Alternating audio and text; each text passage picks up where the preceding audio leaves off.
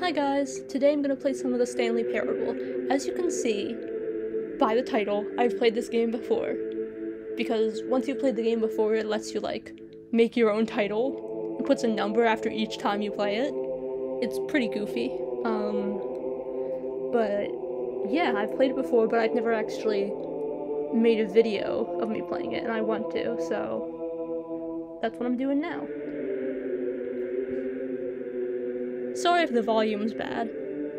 It sounds fine to me, but if it's not, just let me know.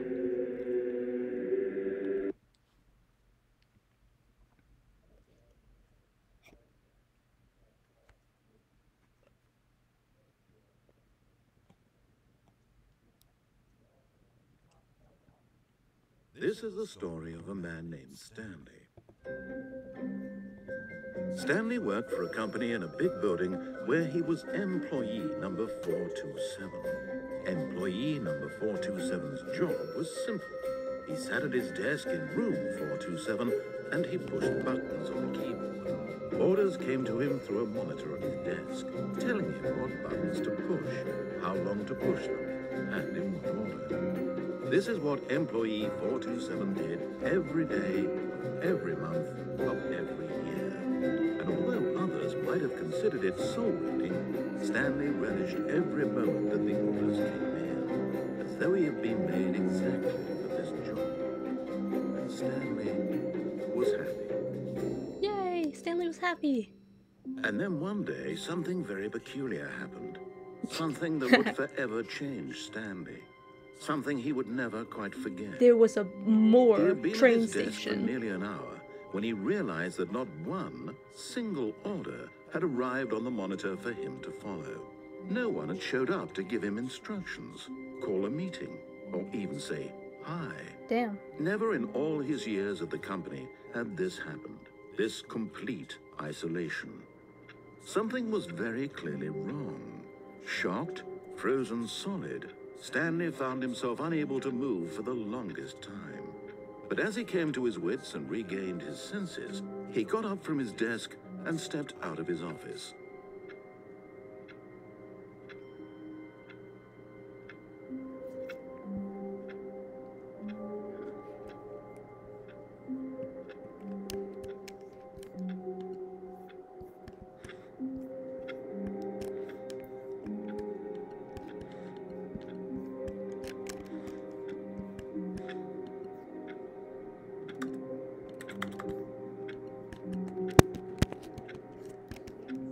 I forgot there's no, jump button or anything like that. Okay. All of his co-workers were gone. What could it mean? Stanley decided to go to the meeting room. Perhaps he had simply missed a memo. No matter how hard Stanley looked, he couldn't find a trace of his co-workers. Stanley went around touching every little thing in the office, but it didn't make a single difference, nor did it advance the story in any way. Shut up, man. I need to turn off the computers to save power.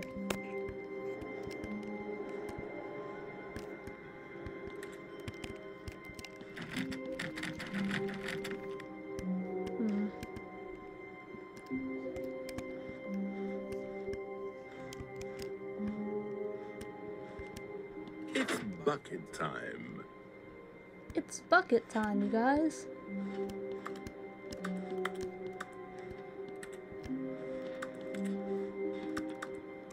Ooh.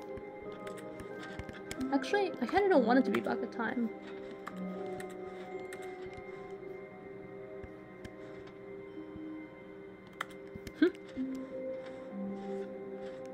Okay, I guess it's gonna be bucket time.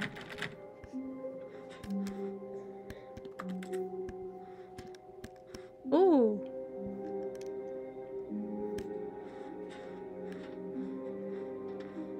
Stanley clutched the bucket tightly to his chest and entered the door on his left. This was not the correct way to the meeting room, but Stanley had felt the bucket calling to him, telling him that the employee lounge was simply the place to be. And here it was. Had the bucket turned out to be correct? Was this... No, never mind. The bucket was wrong. Stanley took the door on his left to go back to the meeting room.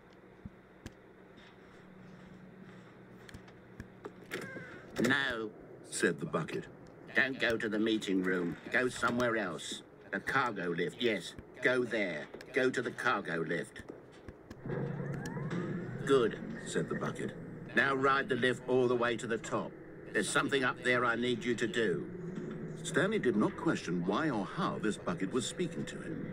It should have alarmed him, of course, because buckets can't talk. But Stanley chose not to think about this obvious fact. He was firmly convinced that the bucket had spoken to him, and he unthinkingly did whatever the bucket asked. Okay.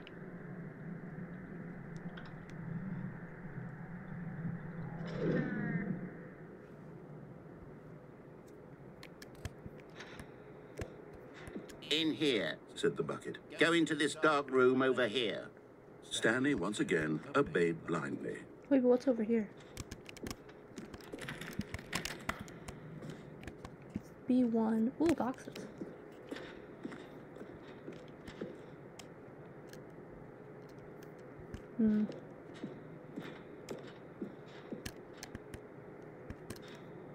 Oh. Can't go back. Okay.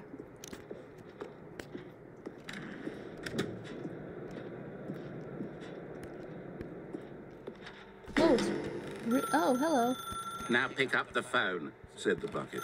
Pick up the phone, and it will take us back home, where we can go about life together. Okay.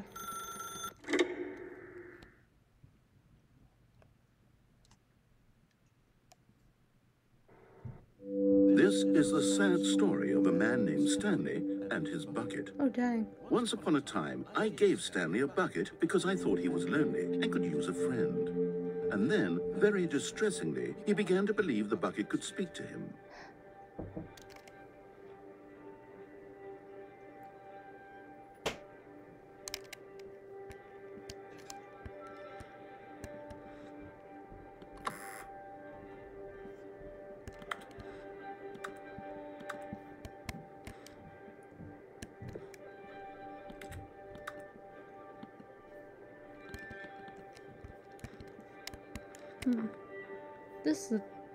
This is an okay apartment.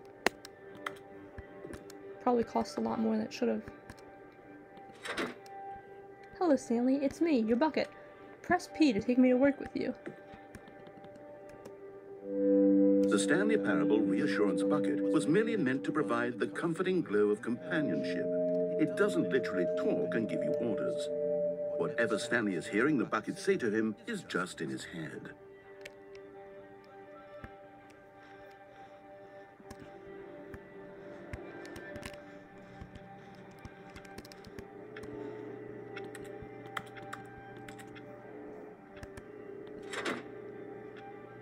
Press N to take me back home with Lately, you. I've been concerned about him. Wouldn't you be concerned as well? Yes. To see him delusional like this, obsessing over an inanimate metal object? I want to say something to him, but I don't know how I can convince him. I don't know if he'll listen to me. Yeesh. This is a gross sink. And no cabinets at all. This part of the apartment looks fine. This part looks blech. Press I to go back to work. Well, I'll try anyway. Stanley, can you hear me? Listen to me. It's just a bucket. It can't think, it can't talk. All it would ever truly do for you is effectively transfer a liquid from one location to a different location. That's it. It doesn't do anything else. Don't listen to the loud man. Press O for us to go back home. You see, he's not listening. He's still taking orders from the bucket. You know, once upon a time, it was me he took orders from. Me he trusted and listened to. Now all he cares about is this awful bucket. This stupid hunk of metal.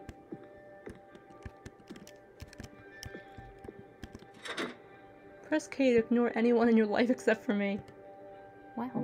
It's sad. I suppose he doesn't need me anymore. From now on, he's just going to cling to this bucket, this cold, empty bucket, this sort of shiny bucket. Well, I'll give it this. The bucket does have a nice shine to it. You believe I'm real, don't you, Stanley? Press K to go back home. Yes, I suppose on closer inspection that it doesn't quite look like your average hardware store bucket. It's just a little more, what am I trying to say? Sturdier, more capable of transporting liquid. Like it would be better at moving an amount of water from one room to another. Press P to relive the same day with me, over and over. Oh my God, what am I saying? Better at carrying water from room to room. It's a bucket. It's literally just a bucket. Why do I feel some need to point out the ways in which it's so much more than just a regular bucket? Press R to go home to work to home to work to home. Oh no. I'm having feelings. The bucket. Oh no. What's going on? Why do I want to be with the bucket? Hear what the bucket has to say. Do anything it asks. What's wrong with me? I don't understand. Perhaps if I had the bucket, this would be less confusing. Yes. The bucket could tell me what to do in this troublesome situation. Stanley, give me the bucket. Give it to me. Give me the bucket, Stanley. I need it. Give it to me now. Give it or else... Oh.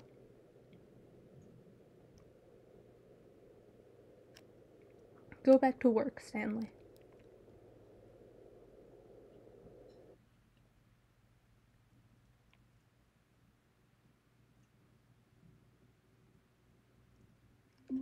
Haha. That was silly. All of his co-workers were gone. What could it mean? What could Stanley it mean? decided to go to the meeting room. Perhaps he had simply missed a memo. Oh.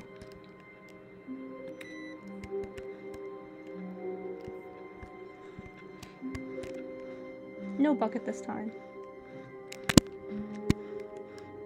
When Stanley came to a set of two open doors, this was not the correct way to the meeting room, and Stanley knew it perfectly well. Perhaps he wanted to stop by the employee lounge first, just to admire it. Wow. Yes. This room. What a beautiful room. What a gorgeous, gorgeous room. Thank goodness Stanley had taken this detour on his way to the meeting room. Life without having experienced this room was now too horrible even to consider.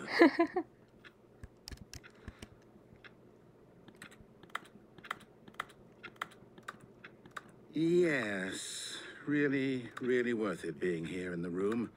A room so utterly captivating that even though all your co-workers have mysteriously vanished, here you sit looking at these chairs and some paintings. Really worth it. Okay. But eager to get back to business, Stanley took the first open door on his left. Stanley was so bad at following directions, it's incredible he wasn't fired years ago. Ha! That's rude.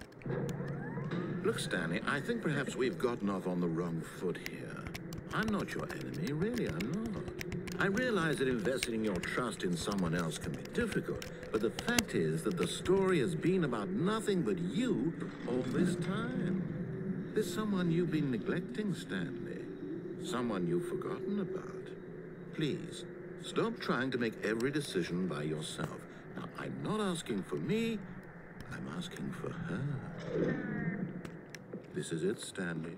Your chance to redeem yourself, to put your work aside, to let her back into your life. She's been waiting. That's her, Stanley. You need to be the one to do this, to reach out to her. If you can truly place your faith in another, then pick up the phone.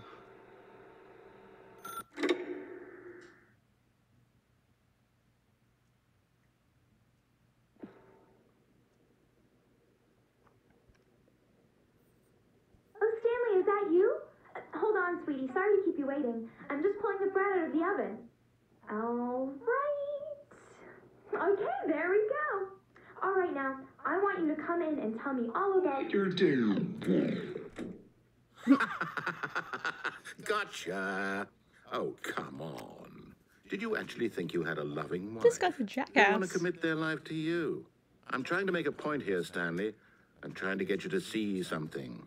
Come inside. Let me show you what's really going on here.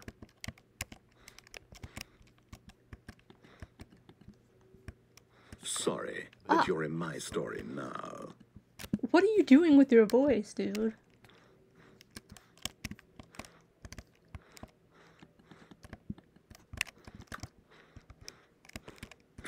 Okay. This is a very sad story about the death of a man named Stanley. Oh. Good morning, employee 427. Press G on your keyboard. Stanley is quite a boring fellow. He has a job that demands nothing of him, and every button that he pushes is a reminder of the inconsequential nature of his existence. Please press Q. Look at him there, pushing buttons, doing exactly what he's told Hey, to do. I'm not Stanley, I'm Now Fern. he's pushing a button. Now he's eating lunch. Now he's going home. Now he's coming back to work. One might even feel sorry for him, except that he's chosen this life. Please press Y. But in his mind, in his mind he can go on fantastic adventures. From behind his desk, Stanley dreamed of wild expeditions into the unknown, fantastic discoveries of new lands. It was wonderful. And each day that he returned to work was a reminder that none of it would ever happen to him. Dang.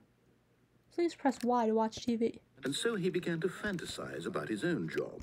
First, he imagined that one day while at work, he stepped up from his desk to realize that all of his co-workers, his boss, everyone in the building had suddenly vanished off the face of the earth.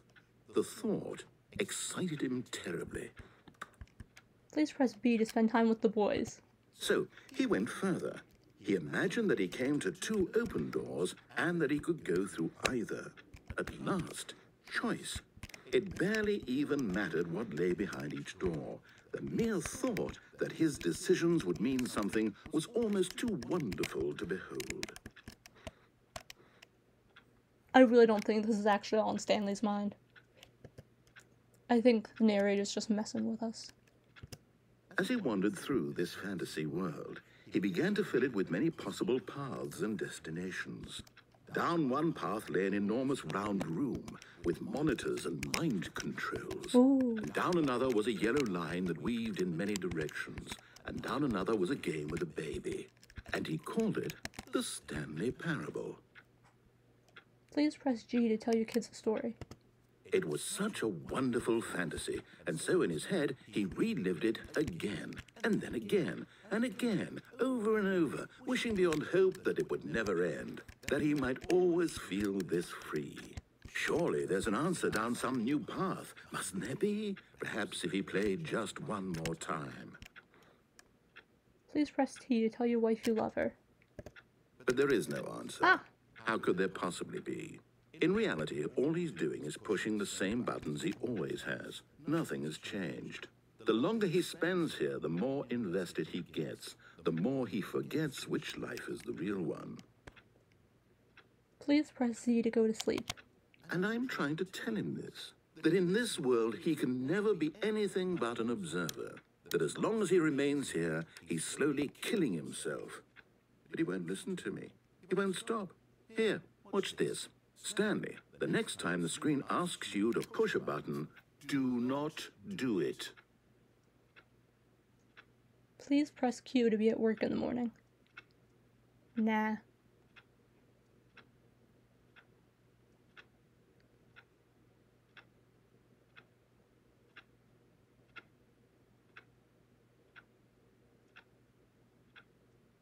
Okay, I'm bored. You see? Can he just not hear me? How can I tell him in a way that he'll understand that every second he remains here, he's electing to kill himself? How can I get him to see what I see? How can I make him look at himself? Please press J to question nothing. I suppose I can't, not in the way I want him to. But I don't make the rules. I simply play to my intended purpose, the same as Stanley. We're not so different, I suppose.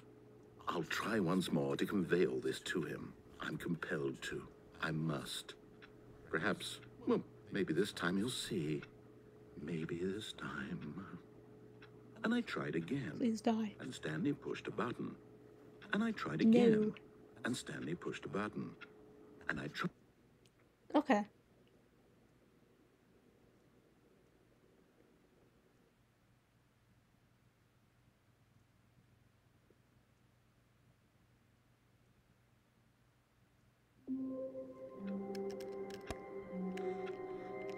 All of his co-workers were gone. What could it mean? Yay! Stanley decided to go to the meeting room. Perhaps he had simply missed a memo. Eh.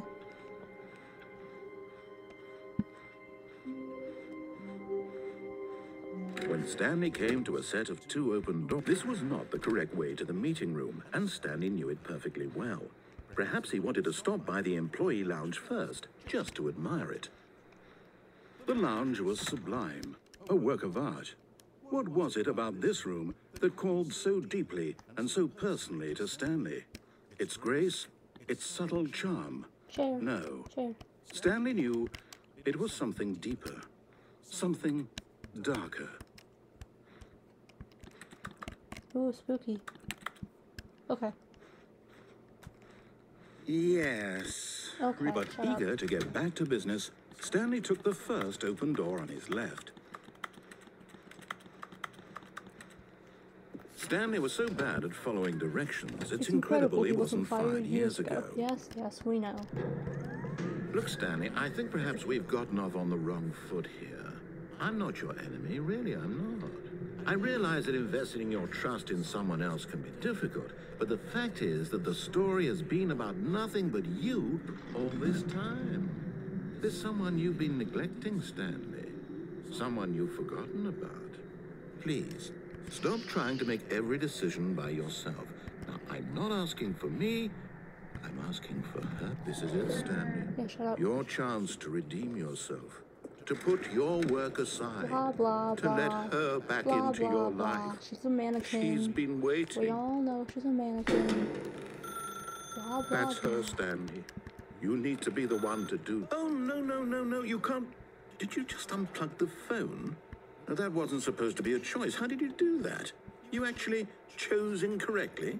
I didn't even know that was possible. Let me double check. No, it's definitely here, clear as day. Stanley picks up the phone. He's taken to his apartment where he finds his wife, and the two pledge themselves to one another. Music comes in, fade to white, roll credits. Not picking up the phone is actually somehow an incorrect course of action. How is that even possible? None of these decisions were supposed to mean anything. I don't understand. How on earth are you making meaningful choices? What did you... Wait a second. Did I just see... No, that's not possible. I can't believe it. How had I not noticed it sooner? You're not Stanley. You're a real person. I can't believe I was so mistaken. This is why you've been able to make correct and incorrect choices. And to think I've been letting you run around in this game for so long. If you'd made any more wrong choices, you might have negated it entirely. It's as though you completely ignored even the most basic safety protocol for real-world decision-making. Or did you not grasp the severity of the situation? Well, I won't have that kind of risk on my watch. I'm going to stop the game for a moment so we can educate you properly on safe decision-making in the real world. Oh, good. Please observe this helpful instructional video. Oh. Choice. It's the best part of being a real person. But if used incorrectly, can also be the most dangerous. For example, in this scenario, a hypothetical real person named Rupert has a choice. He could invent a machine that eliminates food shortages across the world to make life better for all people. Ooh. Or he could spend years of hard work forgetting how to read. Which choice would you make? Remember that unlike here, the real world makes sense, and at no time should you make a choice that does not conform to rational logic. If you find yourself speaking with a person who does not make sense, in all likelihood, that person is not real. Allow the person to finish their thought, then provide an excuse why you cannot continue talking. Turn to a partner and practice saying, "My goodness, is it 4:30? I'm supposed to be having a back, sack, and crack." My goodness, is it 4:30? I'm supposed to be having a back, sack, and crack. Excellent. Making choices on a regular basis is the best part to a healthy decision-making process. Most medical professionals recommend making at least 8 choices per day. That's a lot. Do you make more than 8? Less? And finally, if you begin to wonder if your choices are actually meaningful and whether you'll ever make a significant contribution to the world, just remember that in the vast infiniteness of space, your thoughts and problems are materially insignificant, and the feeling should subside.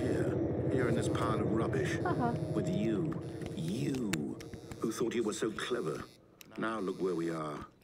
My entire game is destroyed. Yeah. It was the only thing in the world that was mine, and you've run it into the ground. Elbows, What, though. did you think that would be funny? Yeah. You just had to see? Yeah. Didn't I impress upon you how important it was to be like Stanley? I'm not Stanley. He actually knows how to do what I tell him to. He understands that if I say to do something, there's a damn good reason for it. You talk too That much. thought hadn't even occurred to you, had it? That there's a world outside of you? You're a Jeez. child. I'm 20. My story. If you'd just gone through the door on the left, you would have seen it. There was a whole underground facility. You would have destroyed it and been victorious. It would have been so perfect. I worked so hard on it. I tried so hard to make... behave exactly as Stanley would.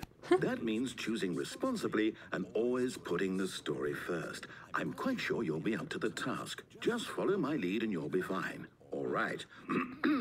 When Stanley came to a set of 2 open doors, he entered the door on his left.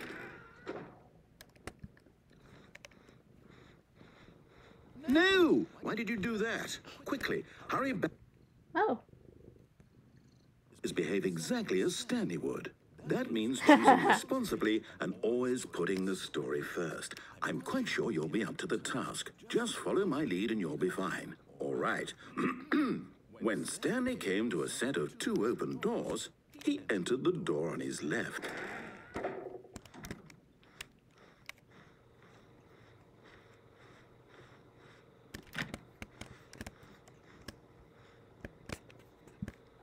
No! Why did you do that? Quickly, hurry back. Behave exactly as Stanley would. That means choosing responsibly and always putting the story first. I'm quite sure you'll be up to the task. Just follow my lead and you'll be fine. All right. When Stanley came to a set of 2 open doors, he entered the door on his left.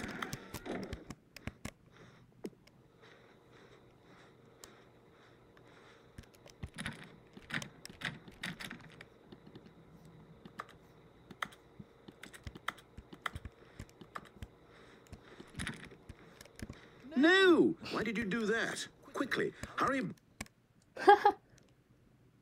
Behave exactly as Stanley would. That means choosing responsibly thought and always the right putting door was the going to story disappear, first. but it still I'm quite hasn't. sure you'll be up to the task. Just follow my lead and you'll be fine. All right. When Stanley came to a set of 2 open doors, he entered the door on his left. Dang. Couldn't close the door. Couldn't go back to the door in time.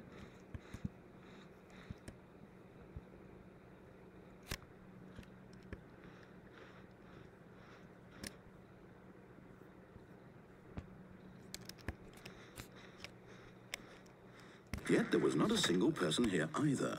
Feeling a wave of disbelief, Stanley decided to go up to his boss's office, hoping he might find an answer. Coming to a staircase, Stanley walked upstairs to his boss's office. Okay. I guess.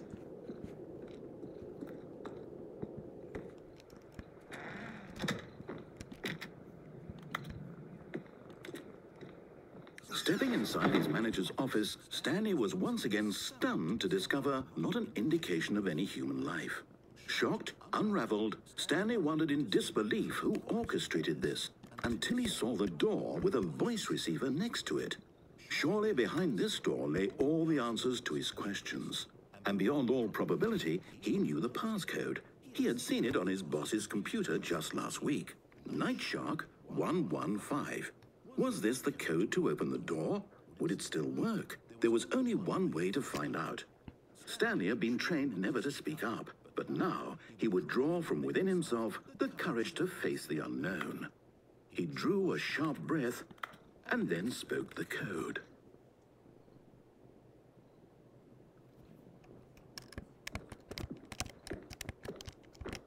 I like these curtains. Stanley spoke the code. Night Shark 115. That's He a spoke it goofy into code. the receiver, right there on the wall.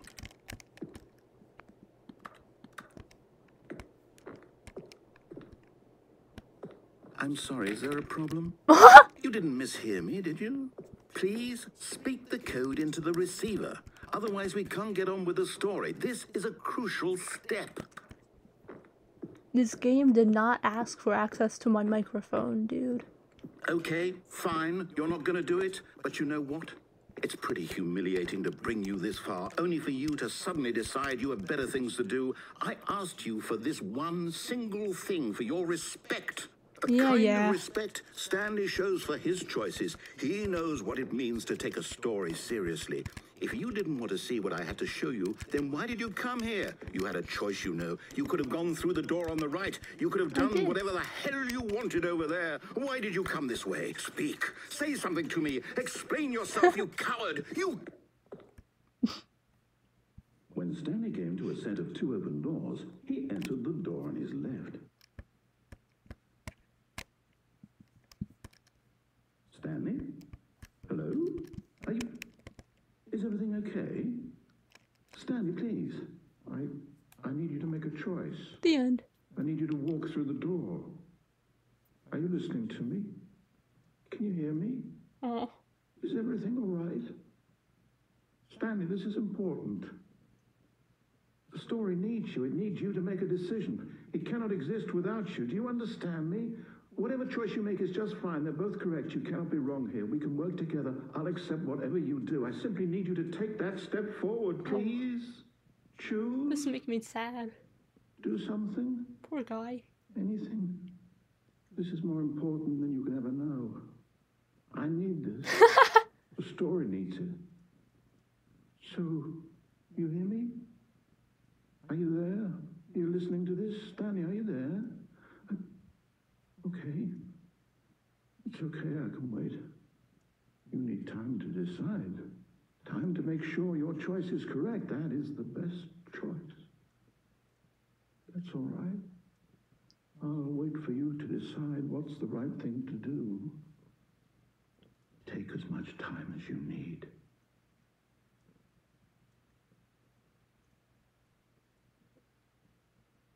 Dang. That was depressing. Whee! Whoa! All of his co-workers were gone. What could it mean? Stanley decided to go to the meeting room. Perhaps he had simply missed a memo. It's bucket time. It's bucket time.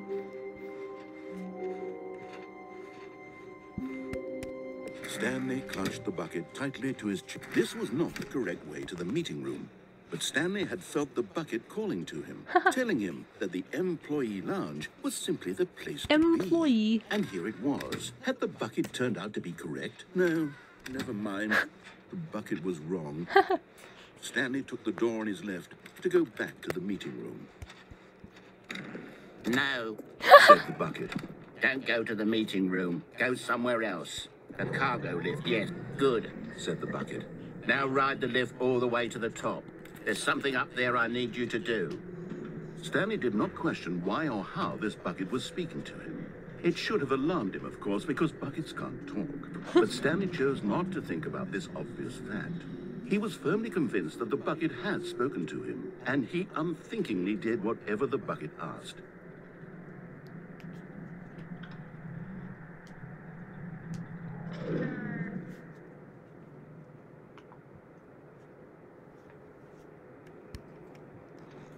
In here. Said the bucket. Go into this dark room over here. Stanley once again obeyed blindly. Now pick up the phone. Whoa, hold on. Why did you unplug the phone? Were you trying to resist the bucket's orders? Stanley, I was joking. Obviously, the bucket isn't talking to you and telling you to do things. Buckets can't talk. It was a joke. Don't you get the joke? It's funny, Stanley. A talking bucket. Oh, he's mad. Can't you see? Oh, goodness. I must have really bungled up the delivery if you actually took me seriously. Where did I mess up the joke?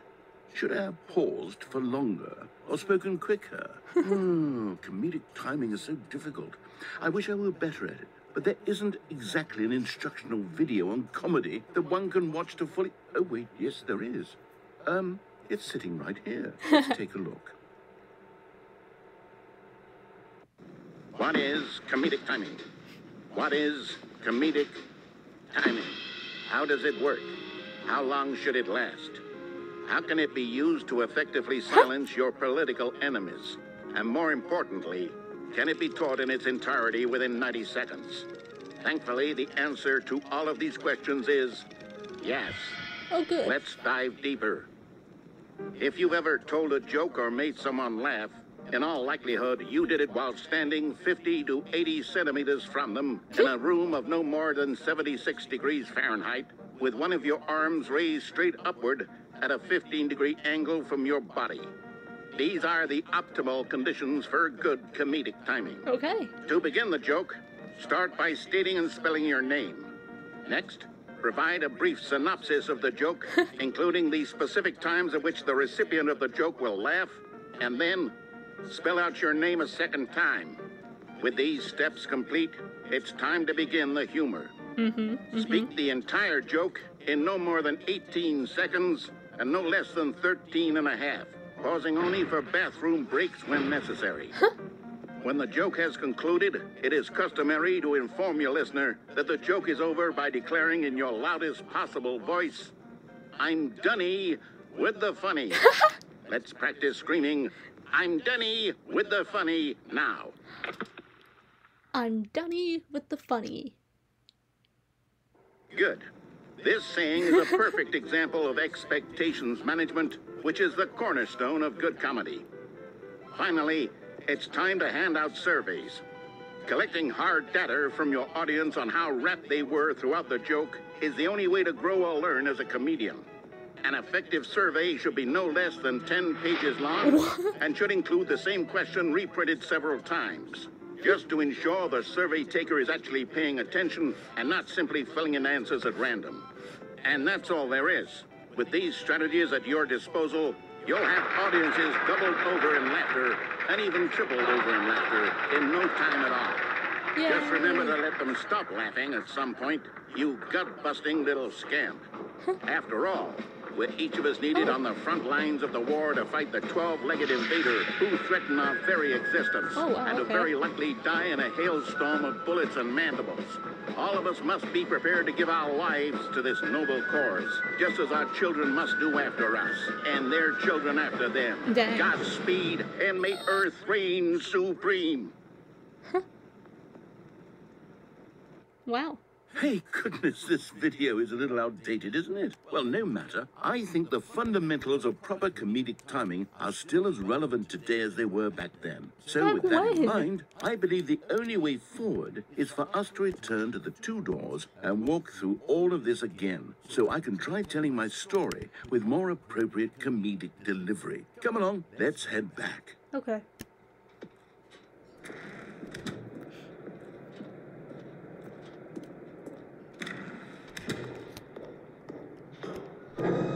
I can feel it. This time, I'm really going to nail the delivery. You'll be in stitches. A Yay. talking bucket, you'll say? How ridiculous. How absurd. What a hilarious concept. The king of comedy. That's what you'll call me. Thank goodness we had the instructional video. Otherwise, who knows where we'd be right now. Well, I wouldn't be the king of comedy, that's for sure. The bucket spoke to Stanley. The bucket spoke. The bucket spoke. Oh, I'll figure it out on the fly. No need to overthink things. I like the first voice he did. It sounds like the Marika voice from Yu-Gi-Oh! Abridged. Just a little bit. Doesn't sound that much like it, but it reminds me of it a bit. Here we go. You ready? When Stanley and the bucket came to a set of two open doors, they entered the door on the left.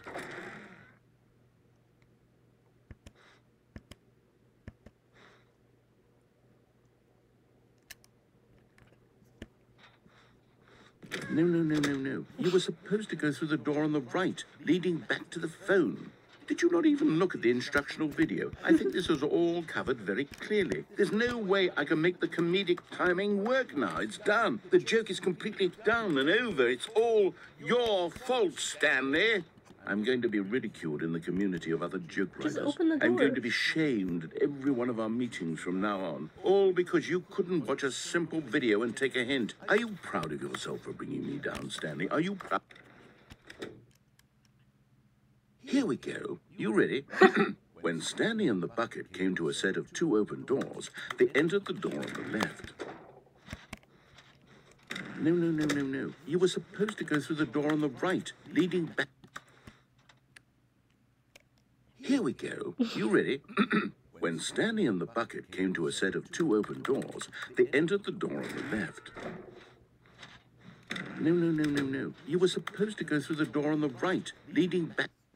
Okay, fine. Here we go. You ready? When Stanley and the bucket came to a set of 2 open doors, they entered the door on the left. Oh. Well, we're back at the phone already. No. What's going on? There were supposed to be several rooms leading up to this. There was supposed to be a build-up to this point, a dramatic display of remarkable comedic wit which culminates in this scene with the phone. But now the timing's completely off. The joke will never land. Well, not the way it was meant to. And it's all my fault. I must have forgotten that the phone room comes immediately after the 2 doors room. No, it doesn't, What an egregious mistake.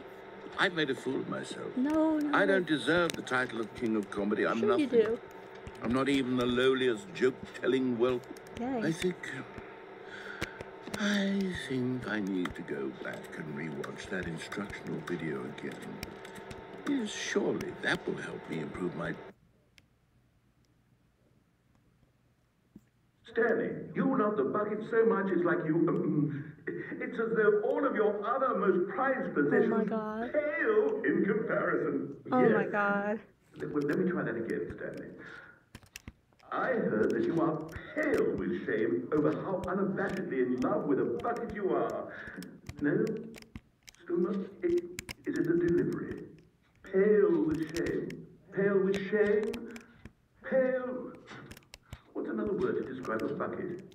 Stanley, this bucket is so metal. I think I saw it playing guitar. No. This Getting is away from stupid. making fun of Stanley's obsession with the bucket, which was the whole point of this. I'm no good at these jokes. I need more instructional videos. That's exactly what it is. That's what will make me the king of comedy again. More instructional videos. Let's see.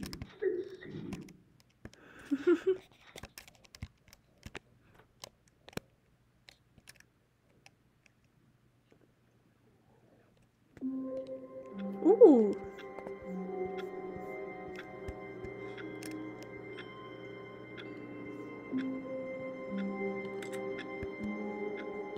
Okay.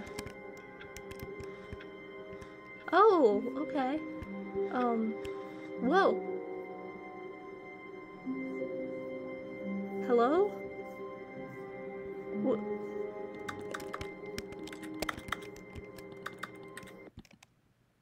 Okay. Broke the game.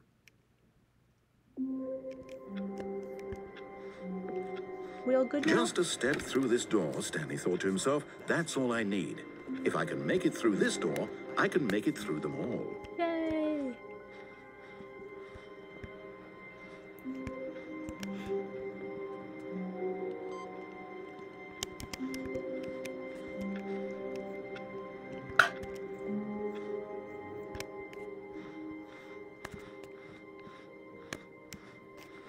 When Stanley came to a set of 2 open doors, he entered the door on his left. Yet there was not a single person here either. Feeling for a not getting wave of fired. disbelief, Stanley decided to go up to his boss's office, hoping he... Stanley stepped into the broom closet, but there was nothing here, so he turned around and got back on track. Oh, but it's a shiny thing. Is that a wrench? No, it's not a wrench. What is that? There was nothing here. No choice to make, no path to follow, just an empty broom closet. Ooh. No I reason like the to shine still on be this here. one. The tape's gonna fall off though. Oh, and the pliers. If I had a jump It was button, I could get baffling the that pliers. Stanley was still just sitting in the broom closet. Stop interrupting He me. wasn't even doing anything. At least if there was something to interact with, he'd be justified in some way. As it is, he's literally just standing there doing sweet FA.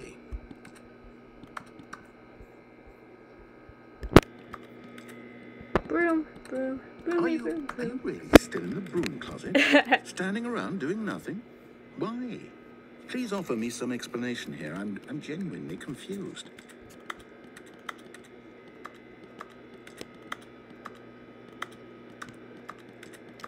You do realize there's no choice or anything in here, right? If I'd said Stanley walked past the broom closet, at least you would have had a reason for exploring it to find out. But it didn't even occur to me because literally this closet is of absolutely no significance to the story whatsoever. All right, I never Mr. would have thought to Yapsalot, mention come it. on. Stop saying things. Maybe to you this is somehow its own branching path.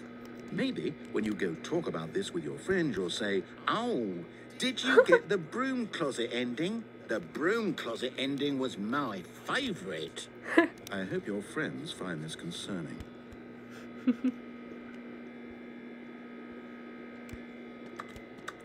Stanley was fat and ugly and really, really stupid. He probably only got the job because of a family connection. That's how stupid he is. That or with drug money. Also, Stanley is addicted to drugs and hookers. Okay. Well, I've come to a very definite conclusion about what's going on right now. You're dead. You got to this broom closet, explored it a bit, and were just about to leave because there's nothing here, when a physical malady of some sort shut down your central nervous system and you collapsed on the keyboard. Nope, I'm all Well, in good. a situation like this, the responsible thing is to alert someone nearby so as to ensure that your body is taken care of before it begins to decompose. Yeesh. Hello? Anyone who happens to be nearby? The person at this computer is dead. I am They have not. fallen prey to any number of your countless human physiological vulnerabilities. It's indicative of the long-term sustainability of your species. Please remove their corpse from the area and instruct another human to take their place, making sure they understand basic first-person video game mechanics and filling them in on the history of narrative tropes in video gaming, so that the irony and insightful commentary of this game is not lost on them. All right, when you've done that, just step out into the hallway. Ah, you too? Unbelievable. I'm at the mercy of an entire species of invalids. Perhaps there's a monkey nearby you can hand the controls to. A fish? Fungus? Look, you can hammer out the details. I'm not particularly picky. I'll just be waiting for when you're ready to pick up the story again.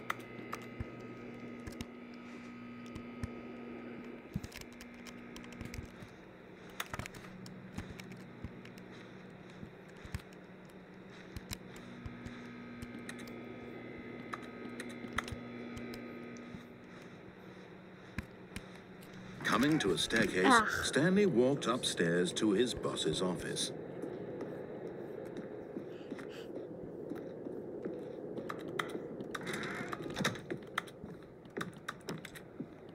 Stepping into his manager's office, Stanley was once again stunned to discover not an indication of any human life. Shocked, unraveled, Stanley wondered in disbelief who orchestrated this. What dark secret was being held from him? What he could not have known was that the keypad behind the boss's desk guarded the terrible truth that his boss had been keeping from him. And so the boss had assigned it an extra secret PIN number, 2845. But of course, Stanley couldn't possibly have known this. Yet incredibly, by simply pushing random buttons on the keypad, Stanley happened to input the correct code by sheer luck. Amazing. Yup. He stepped into the newly opened passageway.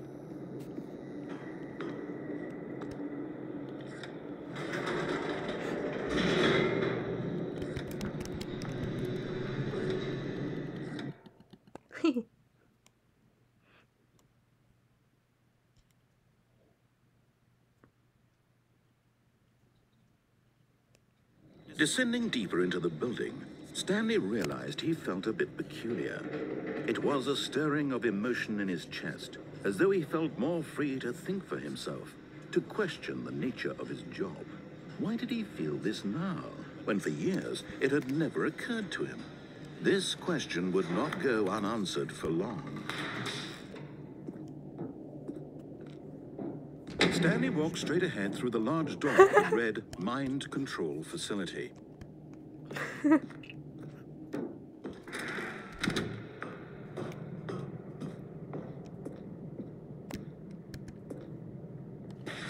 The lights rose on an enormous room packed with television screens. What horrible secret did this place hold? Stanley thought to himself. Did he have the strength to find out?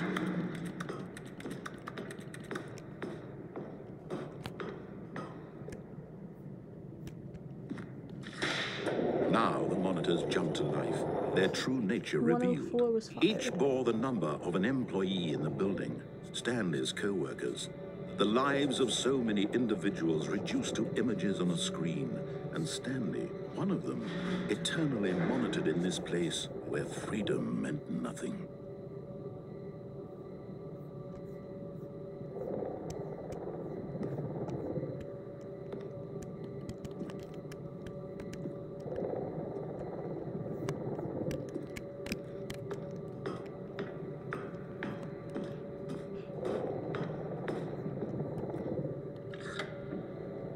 This mind control facility, it was too horrible to believe. It couldn't be true. Had Stanley really been under someone's control all this time?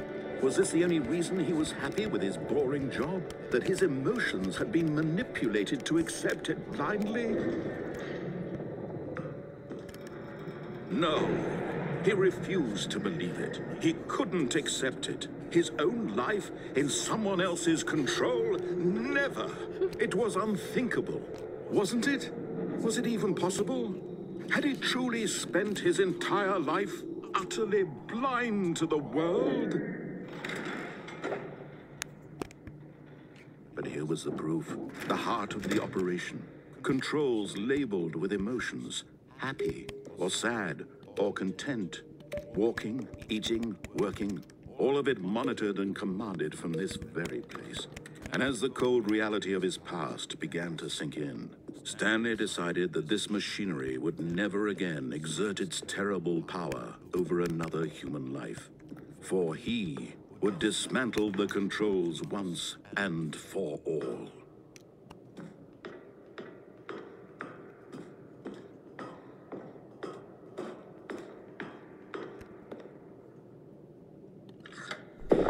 Oh, Stanley, you didn't just activate the controls, did you?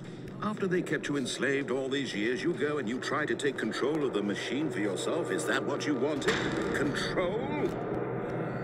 Oh, Stanley, I applaud your effort, I really do. But you need to understand, there's only so much that machine can do. You were supposed to let it go, turn the controls off, and leave. If you want to throw my story off track, you're going to have to do much better than that. I'm afraid you don't have nearly the power you think you do. For example, and I believe you'll find this pertinent, Stanley suddenly realized he had just initiated the network's emergency detonation system. In the event that this machine is activated without proper DNA identification, nuclear detonators are set to explode, eliminating the entire complex. How long until detonation then? Let's say 2 minutes. Ah, now this is making things a little more fun, isn't it, Stanley? It's your time to shine. You are the star. It's your story now. Shape it to your heart's desires. Oh, this is much better than what I had in mind. What a shame we have so little time left to enjoy it. Mere moments until the bomb goes off. But what precious moments each one of them is. This guy does not shut up. More time to talk about you, about me, where we're going, what all this means. I barely know where to start. What's that? You'd like to know where your co-workers are? A moment of solace before you're obliterated? All right, I'm in a good mood. You're gonna die anyway. I'll tell you exactly what happened to them. I erased them. I turned off the machine. I set you free. Of course, that was merely in this instance of the story. Sometimes when I tell it, I simply let you sit there in your office forever, pushing buttons endlessly and then dying alone. Oh. Other times, I let the office sink into the ground, swallowing everyone inside, or I let it burn to a crisp. I have to say this, though, this version of events has been rather amusing. Watching you try to make sense of everything and take back the control wrested away from you, it's quite rich. I almost hate to see it go. But I'm sure whatever I come up with on the next go-around will be even better. My goodness, only 34 seconds left. But I'm enjoying this so much. This guy's a jackass. You know what? To hell with it. I'm going to put some extra time on the clock. Why not? These are precious additional seconds. Time doesn't grow on trees. Oh dear me, what's the matter, Stanley? Is it that you have no idea where you're going or what you're supposed to be doing right now? Or did you just assume when you saw that timer that something in this room was capable of turning it off? I mean, look at you. Running from button to button, screen to screen, clicking on every little thing in this room. These numbered buttons, no, these colored ones. Or maybe this big red button, or this door. Everything, anything, something here will save me. Why would you think that, Stanley? That this video game can be beaten? Won? Solved? Do you have any idea what your purpose in this place is? All right, now. Stanley, you're in for quite a disappointment. But here's a spoiler for you. That timer isn't a catalyst to keep the action moving along. It's just seconds ticking away to your death. You're only still playing instead of watching a cutscene because I would have watched you for every moment that you're powerless. To see you made humble. This is not a challenge. It's a tragedy. You wanted to control this world, that's fine. But I'm going to destroy it first, so you can't.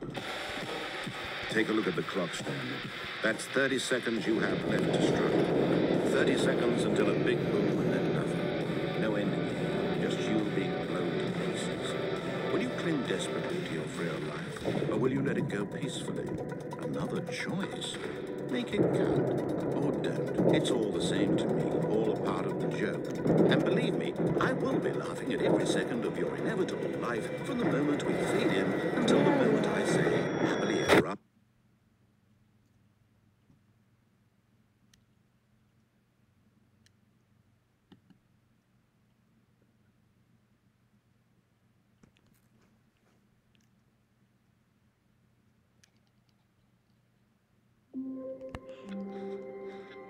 I can't wait to tell this story to my co-workers, Stanley thought. How amusing they'll find it. Oh, won't we all just laugh and laugh at the time I thought everyone had gone missing.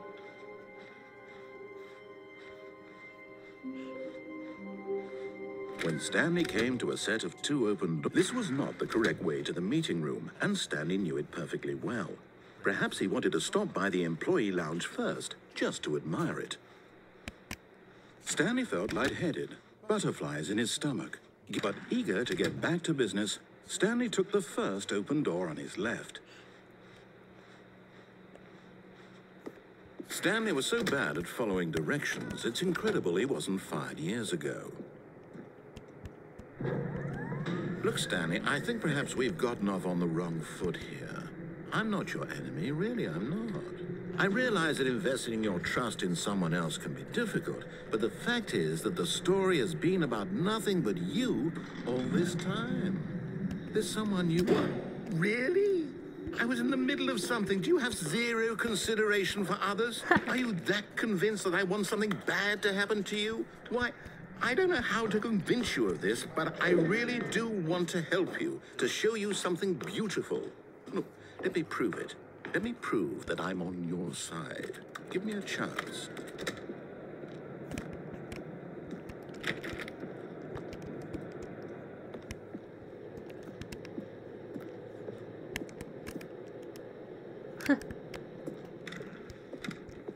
Now listen carefully, this is important. Stanley walked through the red door.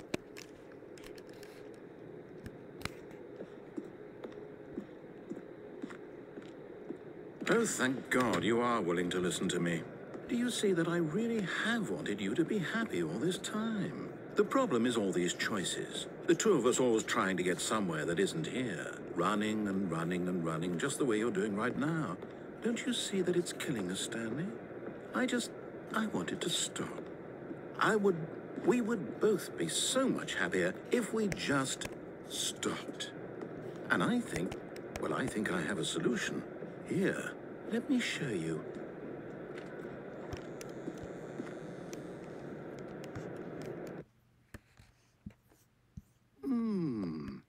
What do we want? What are we looking for? Here. Yes. Oh, it's beautiful, isn't it? If we just stay right here, right in this moment with this place, Stanley, I think I feel happy. I actually feel happy. He's easily satisfied.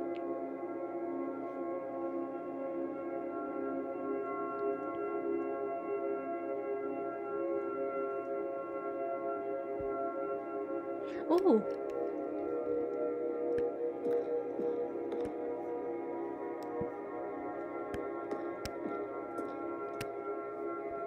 Alright, I'm over it. No, wait. Where are you going? Content warning. This section contains suicidal themes. Hold F to skip and complete this ending. If you don't want to see that, skip in the video. Yeah.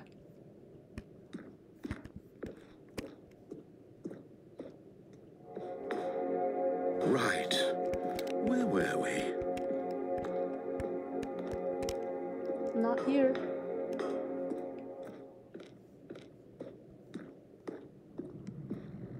Oh no. Stay away from those stairs. If you hurt yourself, if you die, the game will reset. We'll lose all of this. Okay. Do. Good. We can't be too safe. Promise me you won't go back there. Just stay here. Christmas. No. What do we talk about? You're risking everything we achieved here.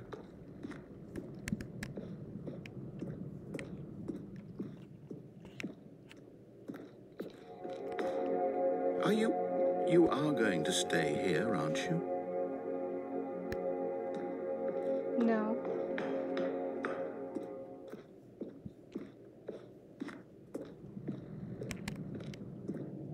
You heard me before, didn't you? You will die. What about this isn't getting through to you?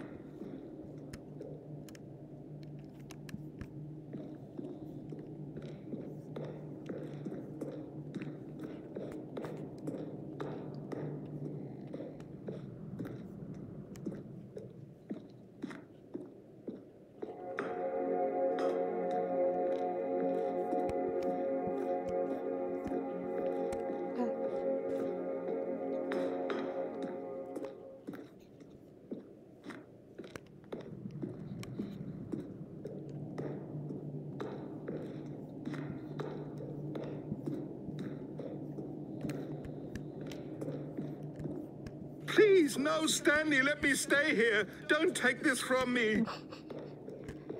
He had the nerve to have the whole place get Please, nuked, Stanley, think so... about what you're... No! Oh, thank God you lived. You had me worried there for a moment. Now, can we please get back to the other room?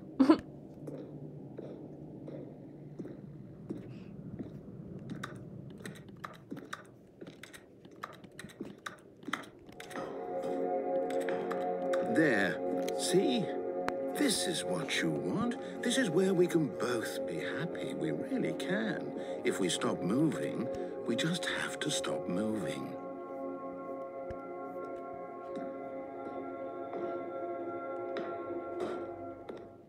Stanley, go back.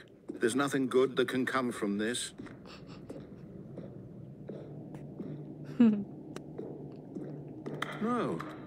No, what are you doing? Do you just not believe me? What can I say to convince you?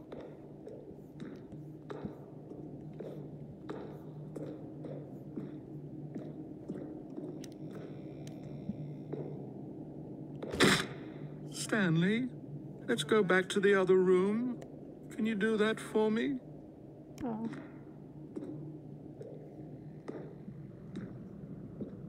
Yes, perhaps you can. Perhaps you finally see what I'm talking about.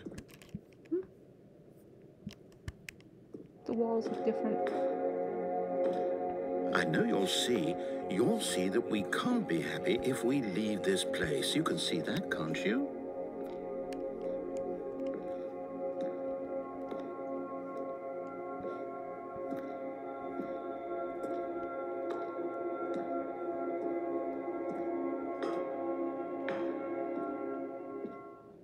No, perhaps not.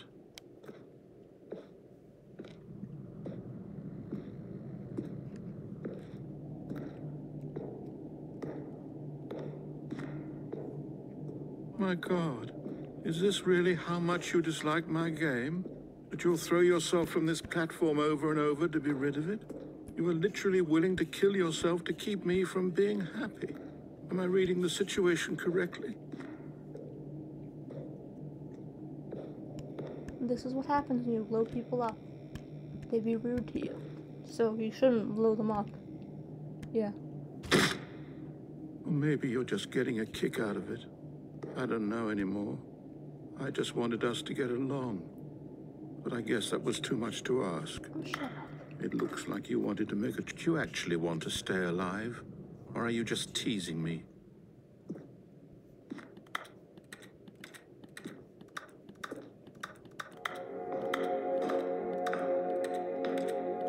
I wanted us to be happy here, Stanley. I really did. I wish I still thought that was possible.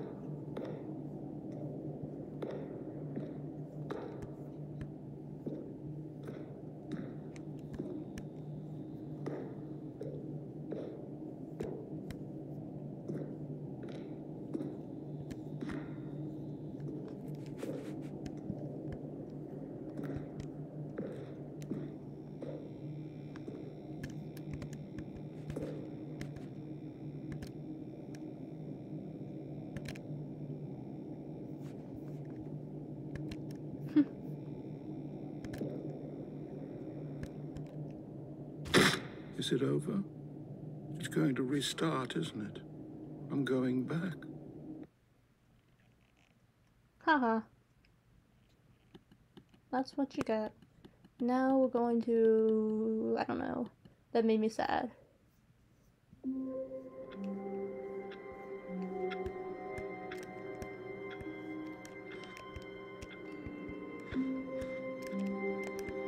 All of his co-workers were gone. What could it mean? Stanley decided to go to the meeting room. Perhaps he had simply missed a memo.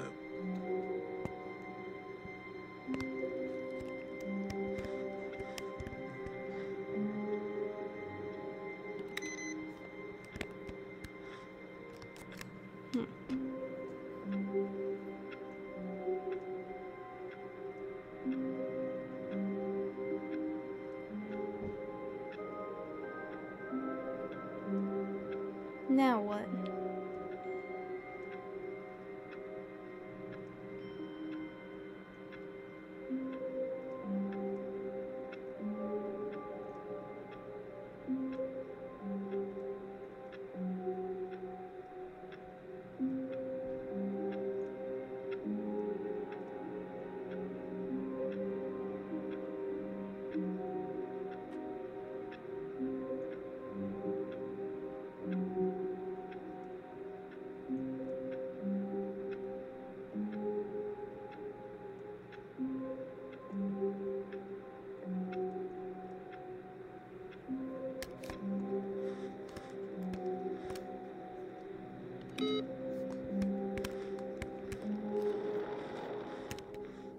Ah, backwards.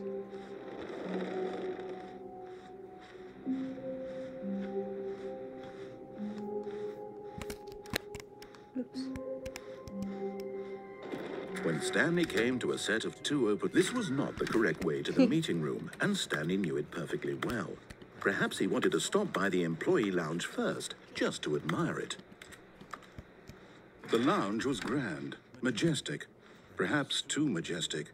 Like a combination of a much smaller version and a much larger version of this exact room.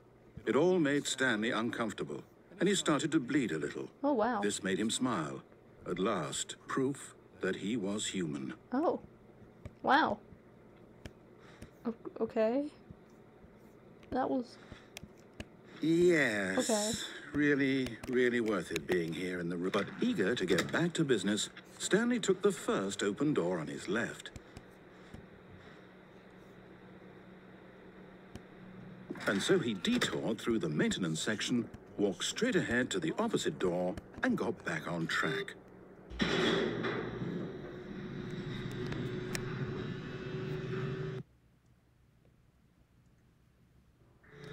But Stanley didn't want to go back to the office. He wanted to wander about and get even further off track. So now in order to get back, he needed to go,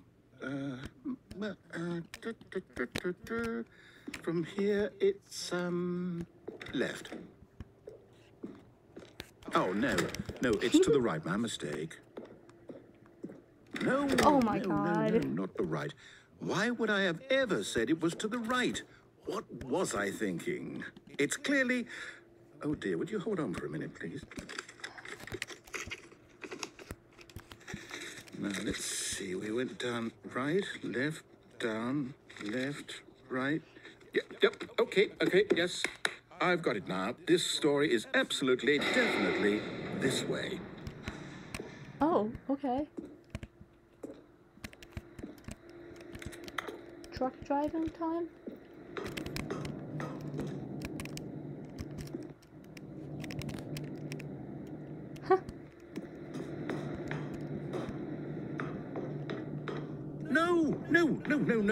No. This isn't right at all. You're not supposed to be here yet. This is all a spoiler. Quick, Stanley, close your eyes.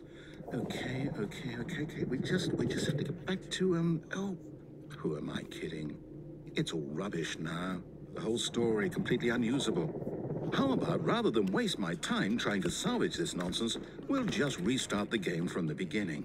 And this time, suppose we don't wander so far off track, Okay, from the top.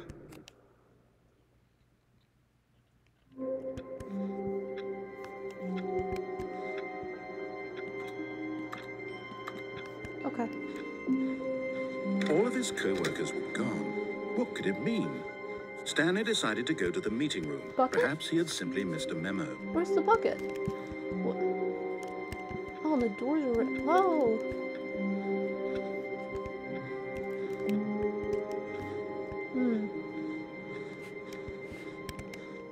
When Stanley... Wait, what? No, I restarted. I swear, I definitely restarted the game over, completely fresh. Everything should be... Oh, did something change? Stanley, did you change anything when we were back in that room with all the monitors? Did you move the story somewhere, or... Hold on. Why am I asking you? I'm the one who wrote the story. It was right here just a minute ago. You lost I know for it. sure that it's here somewhere. Okay, then. It's an adventure. Come, Stanley. Let's find the story. Ooh.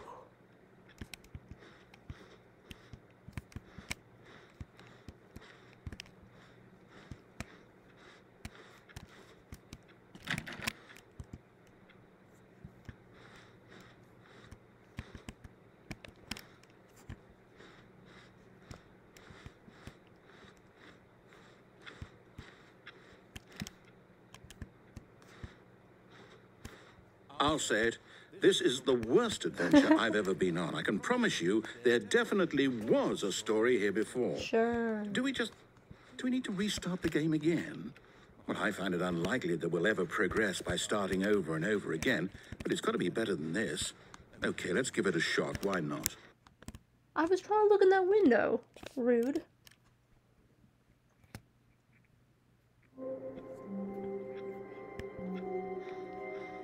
All of his co-workers were gone. What could it mean? Stanley decided to go to the meeting room. Perhaps he had simply missed a memo.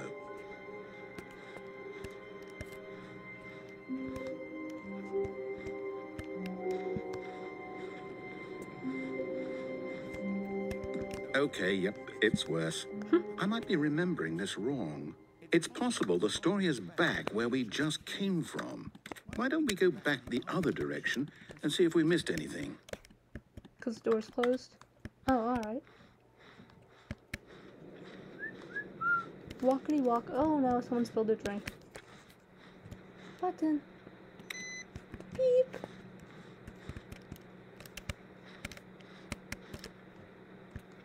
It looks like a little face on the box. Aha! Oh! I knew That we'd startled missed me. something. The story. Here it comes. Na na na na. No, wait, never Oh. mind. Not the story. Okay, let's head back the other way and retrace our steps. Yeah, alright.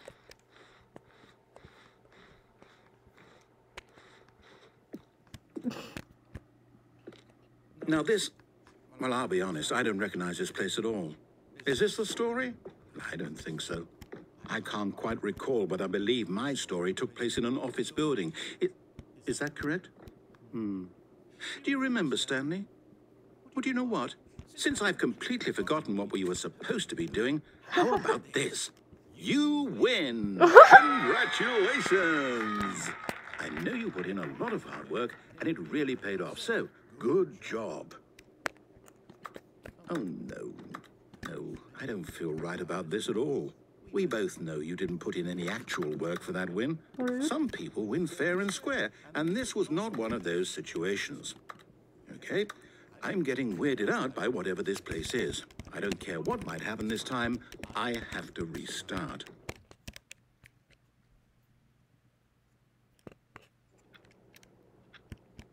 All right, I've got a solution. This time, to make sure we don't get lost, I've employed the help of the Stanley Parable 5. Adventure Line. Just follow the line. How simple is that? Okay.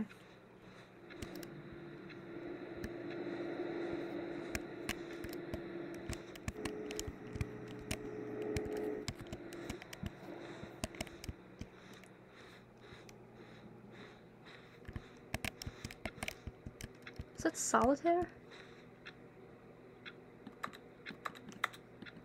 Alright.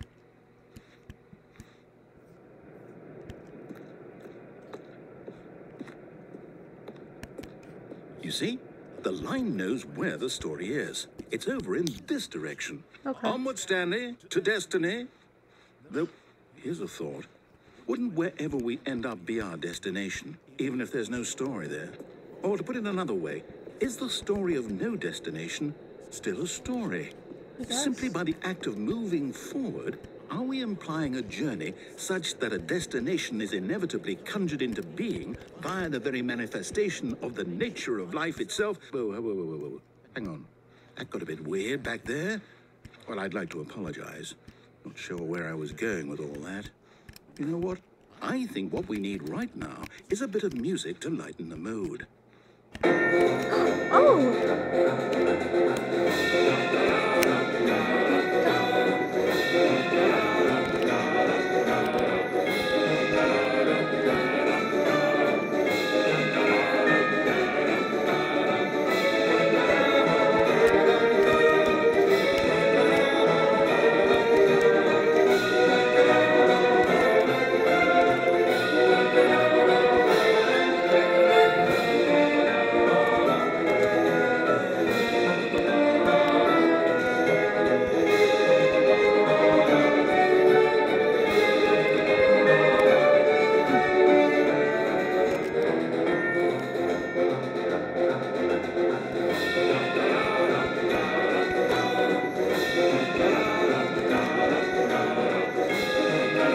Cut the music, go back and look at that fern. Okay. Stanley, this fern will be very important. Why does he later keep in the enunciating it story. like that? Make sure you study it closely and remember it carefully. You won't want to miss anything. Alright. Wait, what? We're back at the office? No, no. Line, you do know we're looking for the Stanley Parable, right? The story? Is any of this ringing a bell? Let's go this way. Oh, no, not again. Line, how could you have done this to us? But after we trusted you, after everything we've been through, you... Oh, I can't take this anymore. To hell with it. Restart. Dang, he is grumpy. You know what, Stanley? I say forget the adventure line. What's it ever done for us? We're intelligent people, right? Why can't we make up our own story? Yes. Something exciting, daring, mysterious. Ooh, this all sounds perfectly doable. Why don't we simply start wandering in, well, I don't know. How about this direction? Ooh. Now, yes, this is exciting. Just it's me and not. Stanley forging a new path, a new story. Well, it could be anything. What do you want our story to be? Go wild. Use your imagination. Cat story. Whatever it might be, Stanley, I'm ready Lots for of it. cats. Lots of chocolate. Lots of... Oh, no, not you again. Stanley, I'd also like to veto the line from having any role in our awesome new story. No lines or monitor rooms. Just don't acknowledge it, and we should be fine.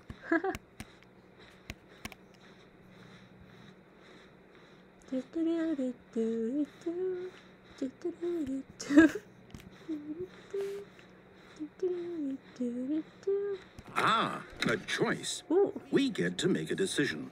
From here, the story is in our control. How important, we mustn't squander the opportunity. In fact, I believe I need a minute to think here. Just walk in circles for a minute. Okay, so I know that each door has to lead somewhere, which means that somewhere at the place where we're trying to go, there must be a reverse door that leads here.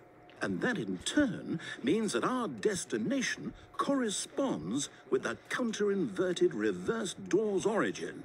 So starting from the right, let us ask, will taking the right door lead us to where we're going?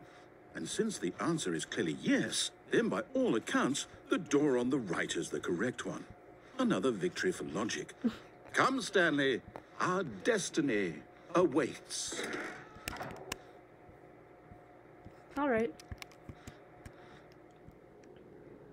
The confusion ending. Deviate from maintenance room, end up in monitor room, narrator restarts the game. First restart, discover the two-door room now has many additional doors. Animals wandering, narrator restarts the game. Second restart, the office is now a dead end. Turn around, find another dead end. End up in another building, narrator restarts the game. Third restart, adventure line, nonsense, philosophy, and music. Return to the office, return to the monitor room. Fourth restart, adventure into unexplored territory, find the line again. Find the confusion ending schedule, narrator restarts the game. Fifth restart, narrator forgets about previous restarts. Stanley attempts to play the story but is prevented. Unable to go anywhere or do anything, the game restarts on its own. Sixth restart, find the line again. Again following the line, find an identical replica of the office has begun to deteriorate. Attempt to make up a story here. Narrator restarts the game. Seventh restart, there is no longer an office, simply black space. Wander in the blackness. Find a bookstore. Get bored and leave. Narrator restarts the game. Eighth restart, the narrator is gone. After a long time, Stanley dies. Dang. Oh, hold up, what's this? The confusion ending. You're telling me that's what this is? It's all one giant ending? And we're supposed to restart the game eight times? That's really how all this goes? It's all determined? So now, according to the schedule, I restart again. Then what? Am I just supposed to forget? Well, what if I don't want to forget? My mind goes blank simply because it's written here on this thing, wall. Well, who consulted me? Why don't I get to decide? Why don't I get a say in all of this? Is it really? No, it can't be. I don't want it to be. I don't want the game to keep restarting. I don't want to forget what's going on. Aww. I don't want to be trapped like this. I won't restart the game. I won't do it. I won't do it. I won't do it. And the timer stopped? Does that mean, did we do it? Did we break the cycle? Probably not. The, whatever it is that made this schedule? How would we even know? Will someone come for us? Will something happen? So, okay. I guess now we just wait. You know, I suppose in some way that this is a kind of story. Wouldn't you agree? Sure. I'm not quite sure if we're in the destination or the journey, though they're always saying that life is about the journey and not the destination. So I hope that's where we are right now. Woohoo! We'll find out, won't we? Eventually. Well, in the meantime... Oh! That was startling.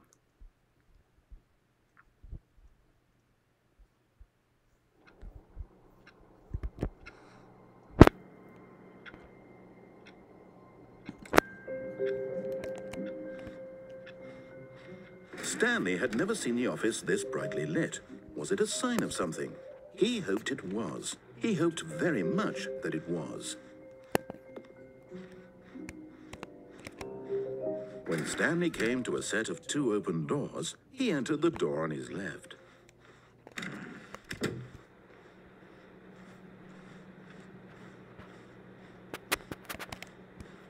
Yet there was not a single person here either. Feeling a wave of disbelief, Stanley decided to go up to his boss's office. Oh, no, not again. I won't be part of this. I'm not going to encourage you. I'm not going to say anything at all. I'm just going to be patient and wait for you to finish whatever it is you enjoy doing so much in this room. Please take your time. Woohoo! Yippee! Do-do-do-do-do-do-do-do-do. Broom closet song. Broom closet, do-do-do. Whee! Alright. Coming to a staircase, Stanley walked upstairs to his boss's office. His boss's office.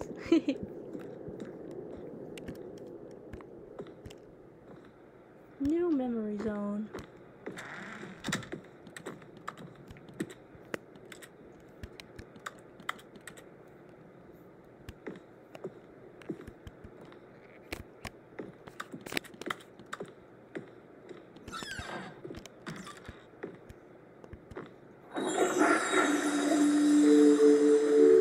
Content from a long time ago. Because the boss knows that what the boss says goes. The boss has suffered losses, and that's what the boss chose. Okay. Extreme bathrooms.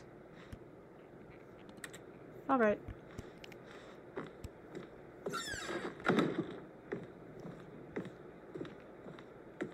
Stepping into his manager's office, Stanley was once again stunned to discover not an indication of any human life. What could it mean? Stanley wondered aloud to nobody. He began wildly tearing through papers on the boss's desk, pulling books off the shelf, looking behind paintings, desperate for clues to his situation. But his attention was caught by a keypad behind the boss's desk. What could its purpose be? In fact, this keypad guarded the terrible secret that lay buried below his feet. Oh, spooky. And so the boss had assigned it an extra secret PIN number, 2845. But of course, Stanley couldn't possibly have known that. Yet incredibly, by simply pushing random buttons on the keypad, Stanley happened to input the correct code by sheer luck. Amazing. He stepped into the newly opened passageway.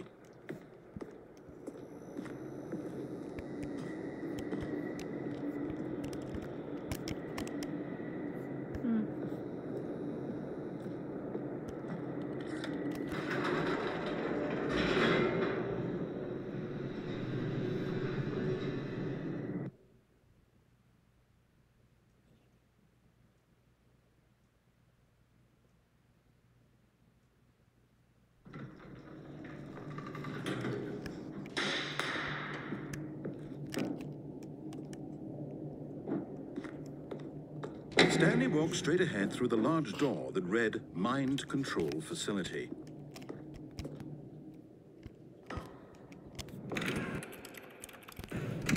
Okay.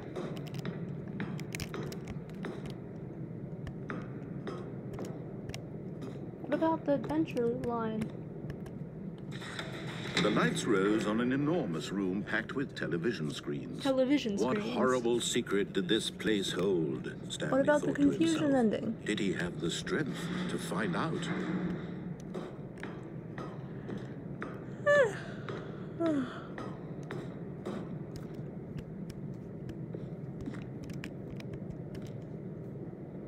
Oh, yeah.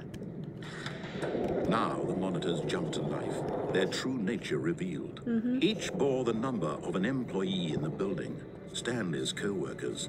The lives of so many individuals reduced to images on a screen, and Stanley, one of them, eternally monitored in this place where freedom meant nothing.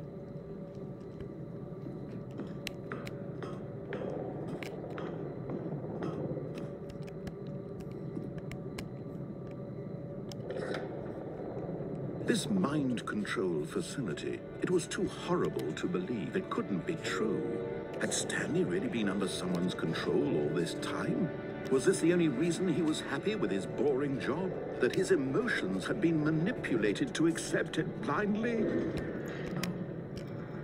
No.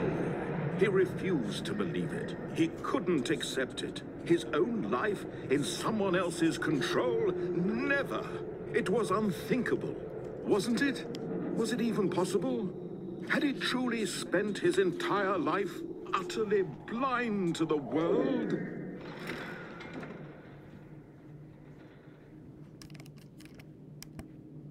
But here was the proof. The heart of the operation. Controls labeled with emotions. Happy, or sad, or content. Walking, eating, working. All of it monitored and commanded from this very place.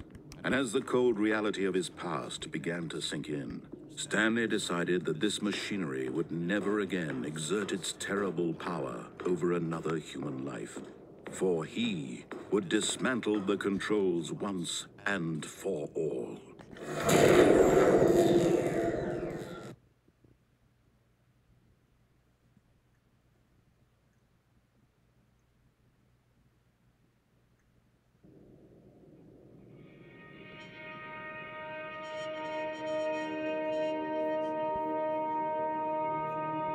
Blackness, and a rising chill of uncertainty. Was it over? Yes. He had won. He had defeated the machine, unshackled himself from someone else's command.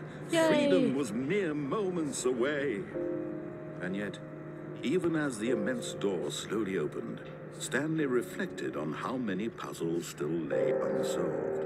Where had his co-workers gone? How had he been freed from the machine's grasp? What other mysteries did this strange building hold? But as sunlight streamed into the chamber, he realized none of this mattered to him. For it was not knowledge or even power that he had been seeking, but happiness. Perhaps his goal had not been to understand, but to let go. No longer would anyone tell him where to go, what to do, or how to feel. Whatever life he lives, it will be his. Yay! And that was all he needed to know. It was perhaps the only thing worth knowing. Stanley stepped through the open door.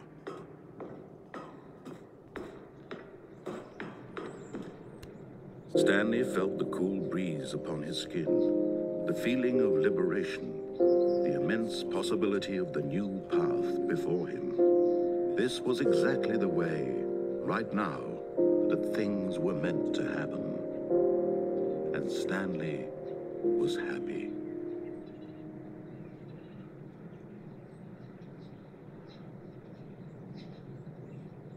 Yay!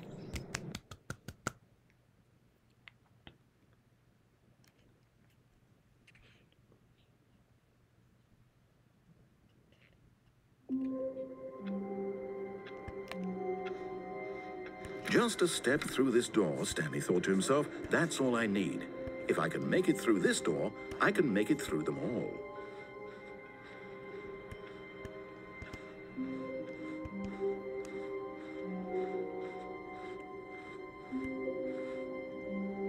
When Stanley came to a set of 2 open doors, he entered the door on his left.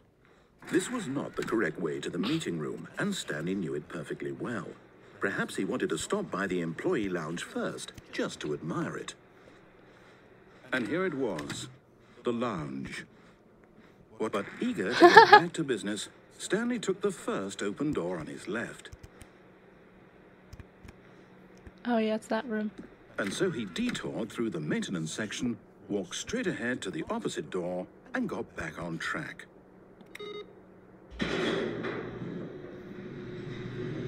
So is the confusion ending still going on? Am I meant to think But it's Stanley not? didn't want to go Because back it's to the making me office. He wanted confused. to wander about and get even further off track. So now in order to get back, he needed to go, from here, it's, left. I have played this game before, but it's been a while. Oh, no. Ah. No, it's to the right. My mistake. No, not the right. Why would I have ever said it was to the right? What was I thinking? It's clearly... Oh, dear, would you hold on for a minute, please? Now, let's see. We went down right, left, down, left, right. Yep, okay, yes. I've got it now. This story is absolutely, definitely this way.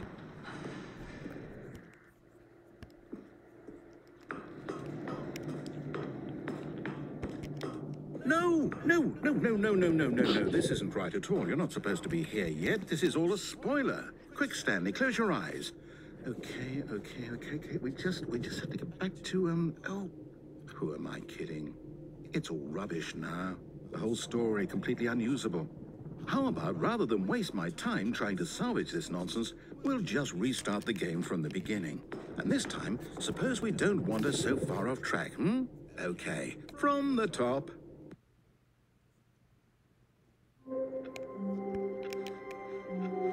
All of his co-workers were gone. What could it mean? Stanley decided to go to the meeting room. Perhaps he had simply missed a memo.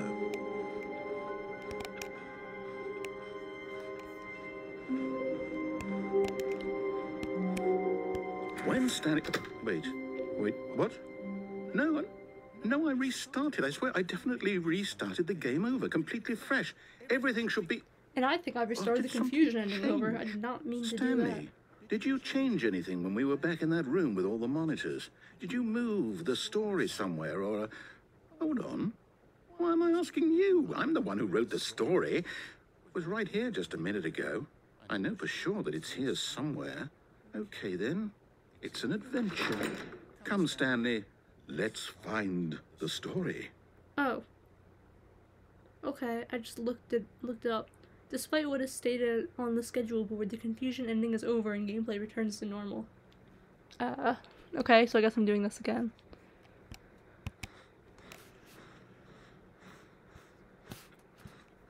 Actually, nah.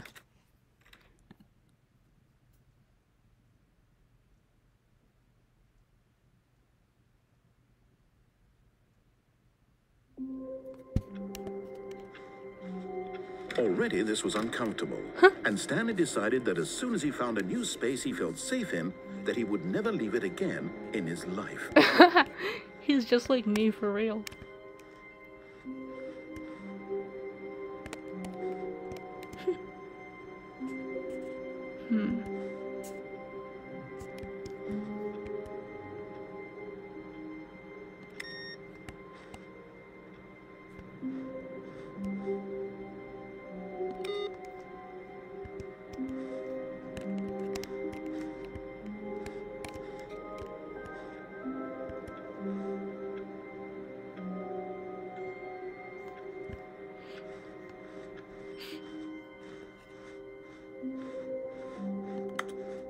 When Stanley came to a set of 2 open doors, he entered the door on his left.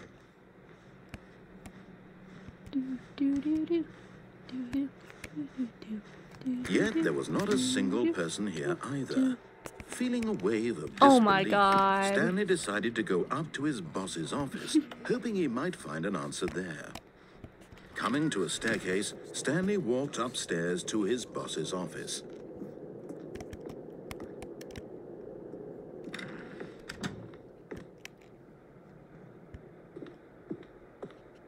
The moment he entered his manager's office, Stanley froze in his tracks. Not a living soul anywhere. Could he really be all alone? This was too much for Stanley to take. Too much for any man to take. He fell to his knees, bursting into half moans, half sobs, the guttural retching of life from a man denied any hope, any reason to keep going. Here on the floor, he lay prone, paralyzed by fear for nearly a full hour. But when at last he began to move about and survey the situation, he found a keypad behind the boss's desk. What could it mean? Was it a sign of hope for Stanley's future? Alas, it was not. For although this keypad guarded the terrible secret of Stanley's past, it had been assigned a 4-digit code so devious and so random that no man could ever hope to guess it. 2845. Statistically, nearly impossible to guess blindly. Yet incredibly, pushing random buttons on the keypad. That's never gonna stop being funny to me. Input the correct code by sheer luck. Amazing. He stepped into the newly opened passageway.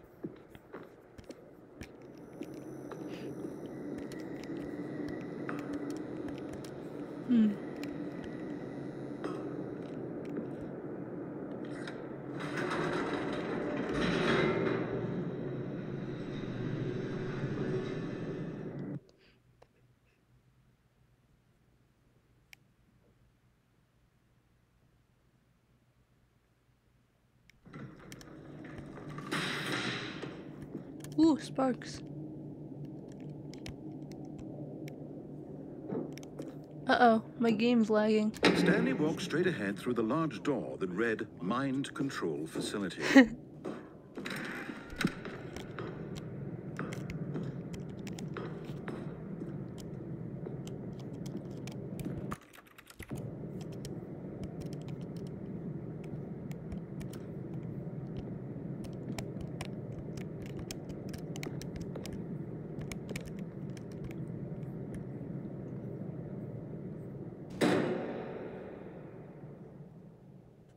Aha! You've made it to the bottom of the mind control facility. Welcome! You see, back when the Stanley Parable first launched in 2013, getting to the bottom of the mind control facility was a bug that we simply didn't catch during development. And you all sent us lots of photos of it on Twitter and acted very superior about it. And you're all very, very clever. Good for you. Anyway, when it came time to update the game, we knew that we had to do something about this little goof of ours, so here you go. New content. You can call it the bottom of the mind control room ending, if that enhances your perception of the value of these updates. Isn't that what you crave? New content? Always more content, more content, more. And I'm here to give it to you. I'm here to make it seem like we really covered every nook and cranny of the game with secrets and Easter eggs. How about this? We wrote a new piece of music just for this section. Oh my god. You won't hear it anywhere else in the game. It's a secret that's just for you. That's how special you are.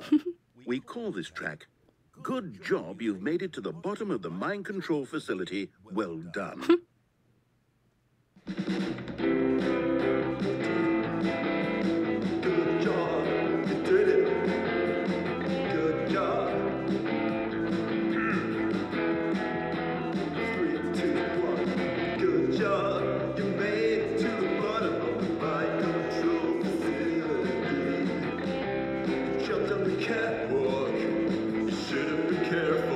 Should've been careful, used to be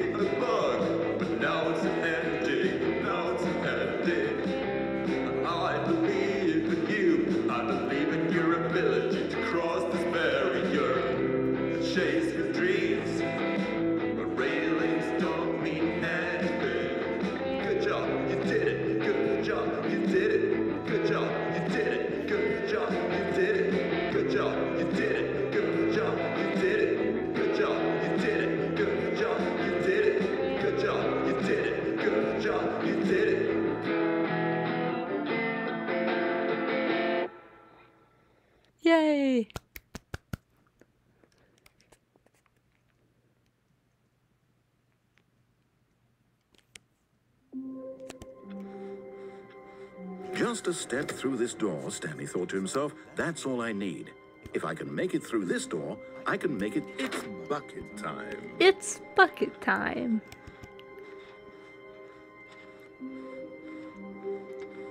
Stanley clutched the bucket tightly to his chest and entered the door on the left.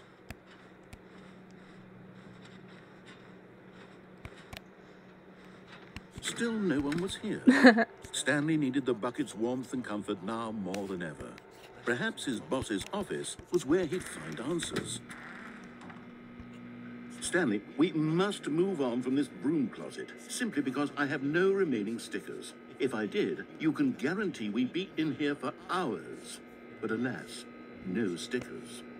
Oh yeah, I got the stickers for Stanley's bucket on a previous playthrough of the game. I didn't record that one though.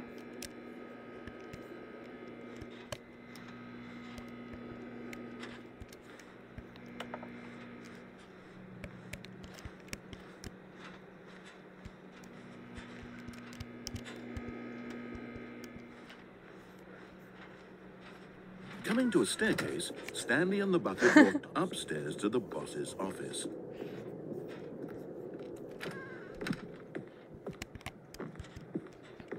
Stepping into his manager's office, Stanley was once again stunned to discover not an indication of any human life. Crushed by the weight of this revelation, but Stanley guessed the correct code by sheer luck. Was it that the bucket knew all along? Was the bucket guiding him? Yes, this is certainly the most logical explanation.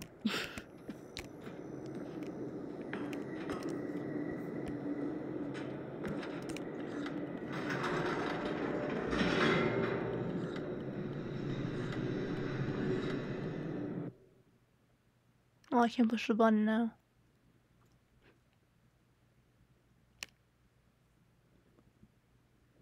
The elevator raced downward, plummeting towards unknown fate. It's not really racing. It would be all Stanley could do to keep himself together, if not for the bucket. Soothing him, comforting him, reassuring that in this darkest moment of uncertainty, he would be all right. Yay! The bucket is here for you, Stanley. Everything will be fine.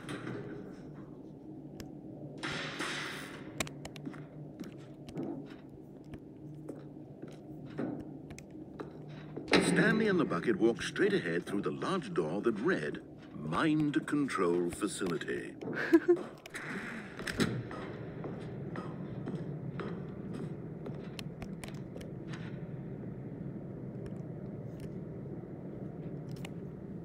But just as Stanley was about to proceed further into the mind control facility, he tripped and fell over the railing and into the dark void below.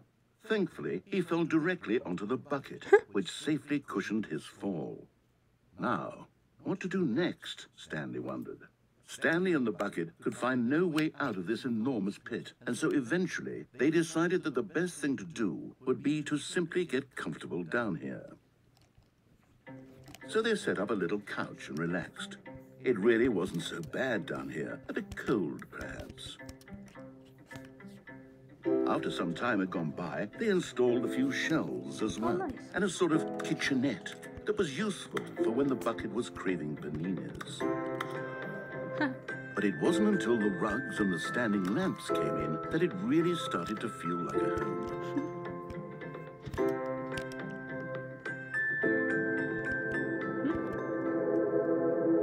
Okay. He'd never gotten to fully explore what was out there, never been able to unearth the many mysteries of the mind control facility.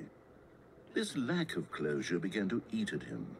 Soon he was dwelling on his regrets, and the state of their home slowly decayed as Stanley became withdrawn and neglected the cleaning.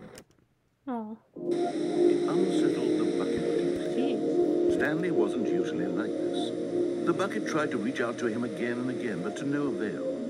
All Stanley could think about, all he could talk about, was going back, doing it over again, staying on the path.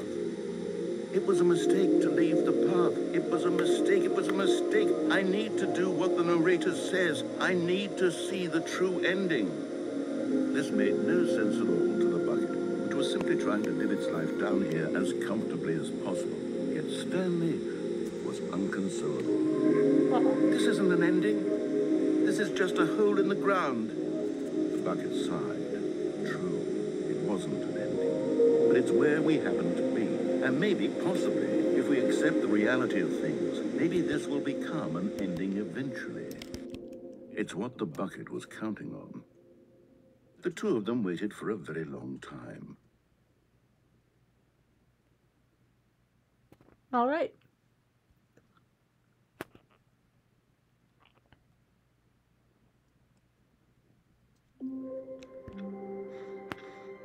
All of his co-workers were gone. What could it mean? Stanley decided to go to the meeting room. Perhaps he had simply missed a memo.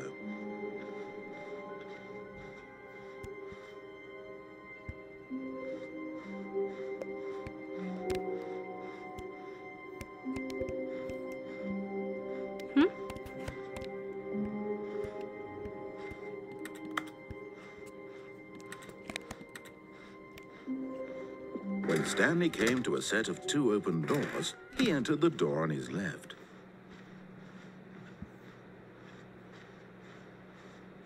Yet there was not a single person here either. Feeling a wave of disbelief, Stanley decided to go up to his boss's office, hoping he might find an... Coming to a staircase, Stanley walked upstairs to his boss's office. Boss's office.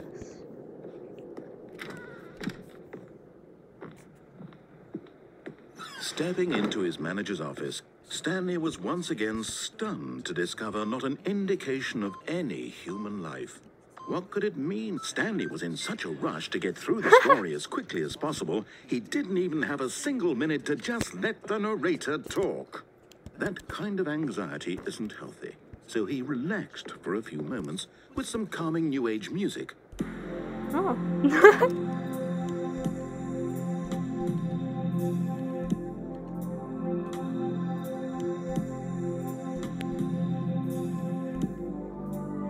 Feeling soothed and rejuvenated, Stanley calmly walked forward into the opened passageway.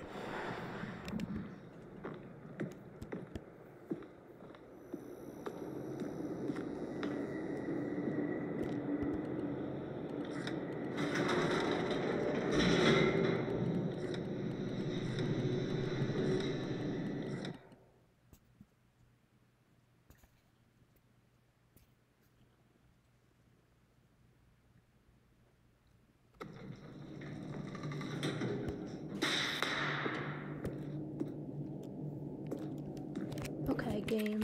Don't lag.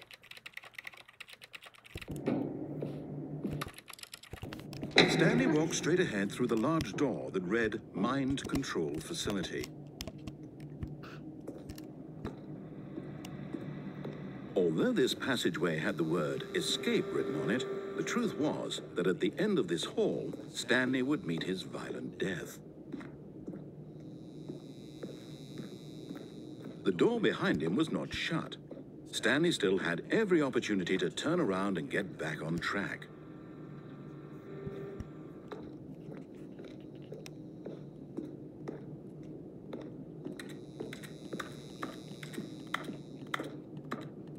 Stanley is a coward.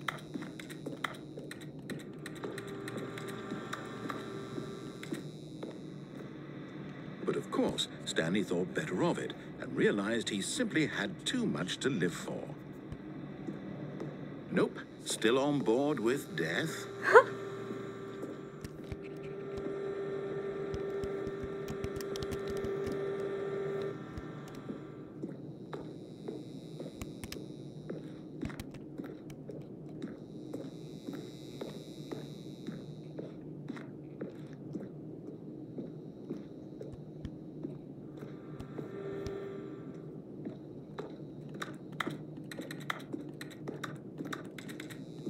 Click, click, click, clack, click.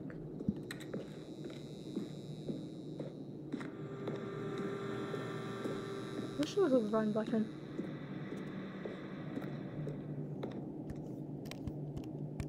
Huh.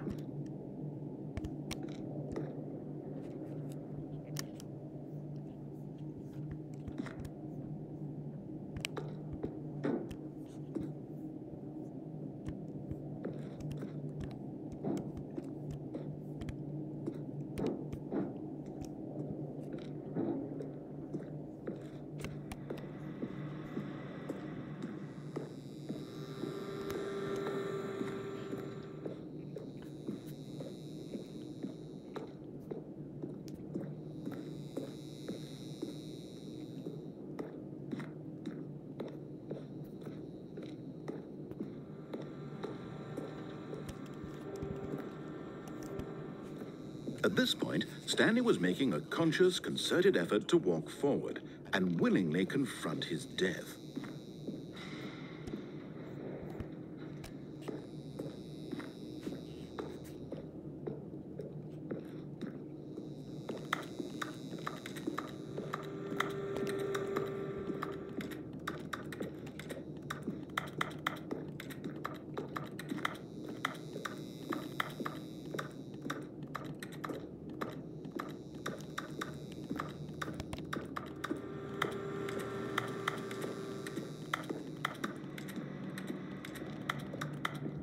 Wow.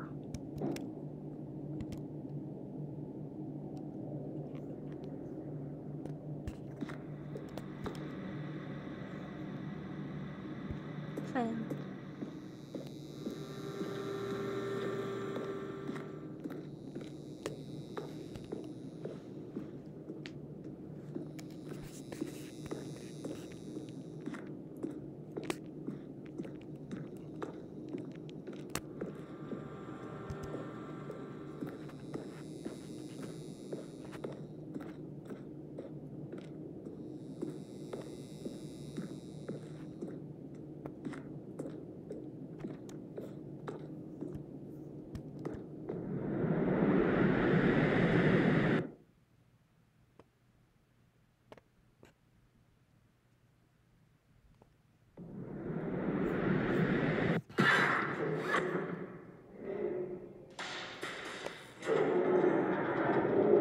As the machine whirred into motion and Stanley was inched closer and closer to his demise, he reflected that his life had been of no consequence whatsoever.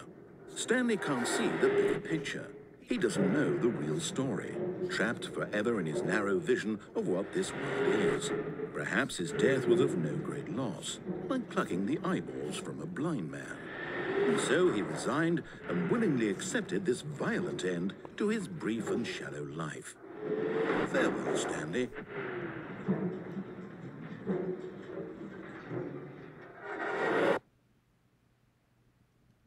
"Farewell, Stanley," cried the narrator, as Stanley was led helplessly into the enormous metal jaws.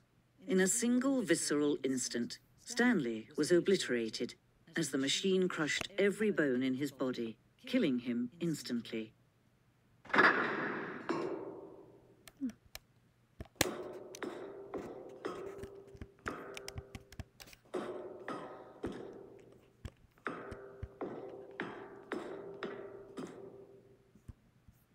And yet it would be just a few minutes before Stanley would restart the game, back in his office, as alive as ever. What exactly did the narrator think he was going to accomplish? When every path you can walk has been created for you long in advance, death becomes meaningless, making life the same. Do you see now? Do you see that Stanley was already dead from the moment he hit start?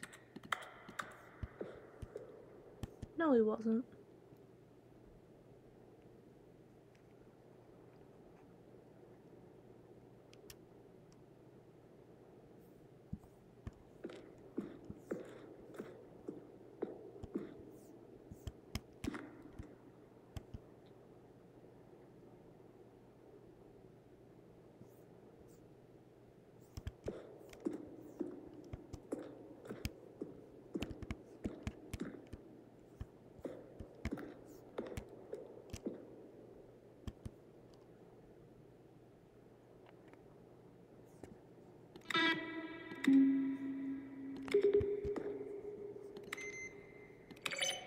Ooh.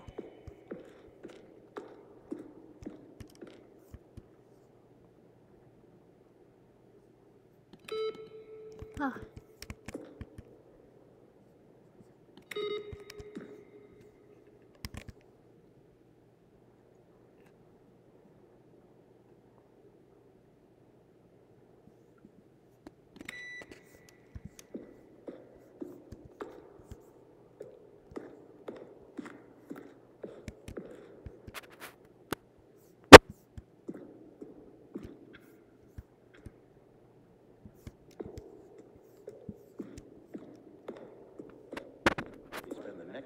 trying to solve it. Here, I'm just going to make this easy on you. Stanley walked over the bridge. Nothing there? Shoot. Well, try the other one then. Stanley stood on the snow.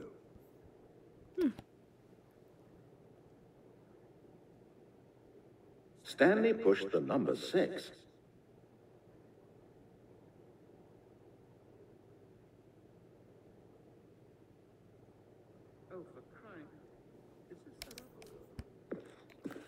Then he pushed the number 4.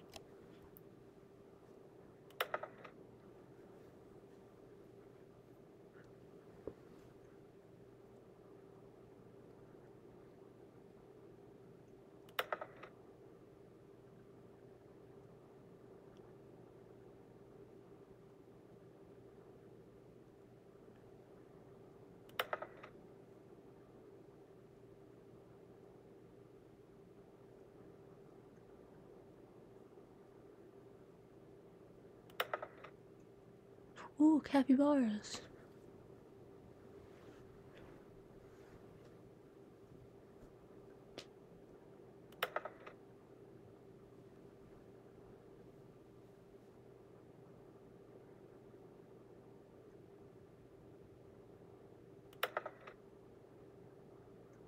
Uh-huh.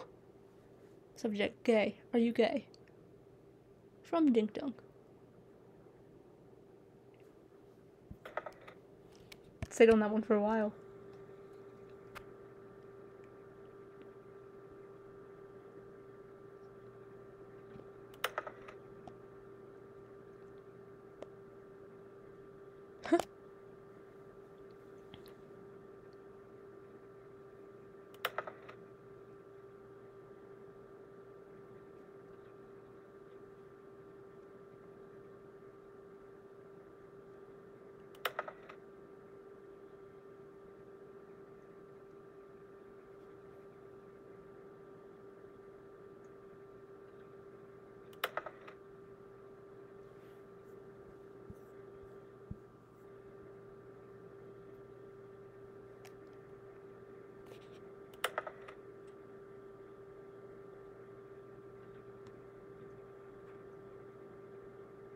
One one one 28000.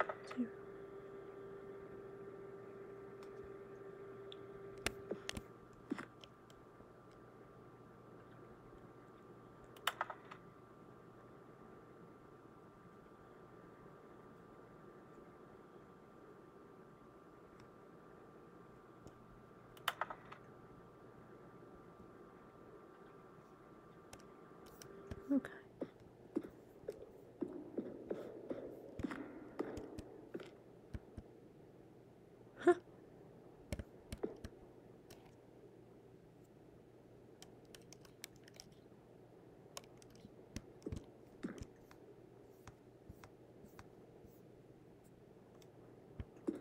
They did show in the comedy class scene video thing about how people in the past used to fight, war against aliens.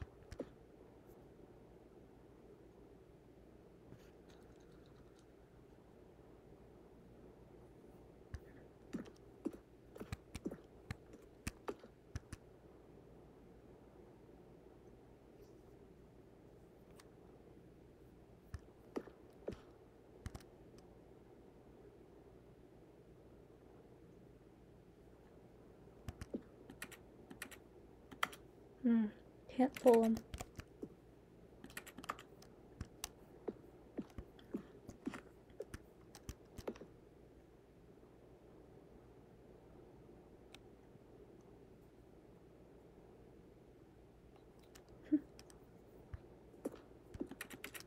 Okay.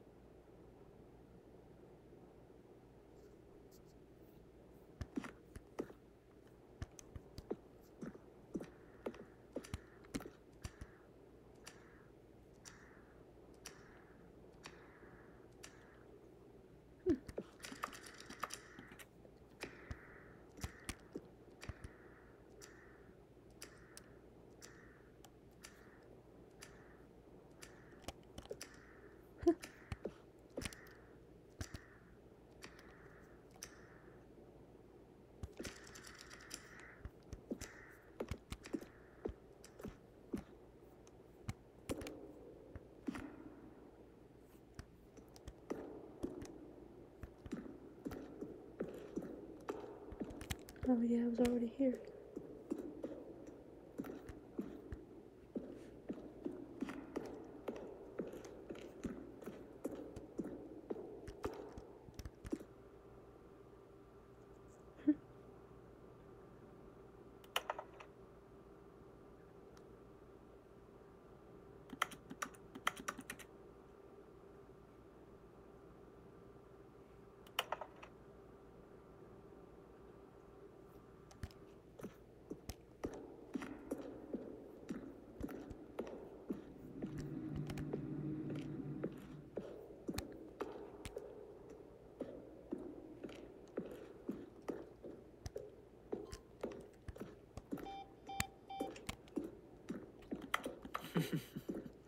Oh, look at these two. How they wish to destroy one another. Up. I've been looking at the How they museum wish for to 20 control minutes. one another.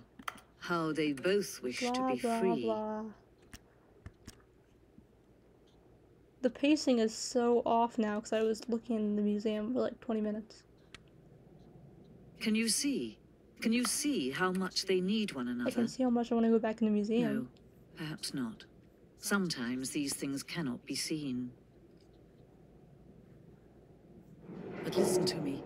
You can still save those two. You can stop the program before they both fail. Push escape and press quit. There's no other way to beat this game. As long as you move forward, you'll be walking someone else's path. Stop now and it'll be your only true choice. Whatever you do choose it. Don't let time choose for you. Don't let time...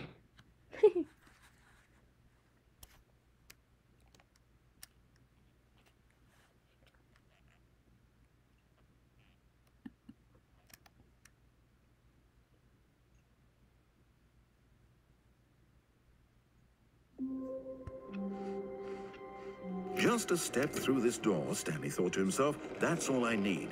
If I can make it through this, it's bucket time. It's bucket time.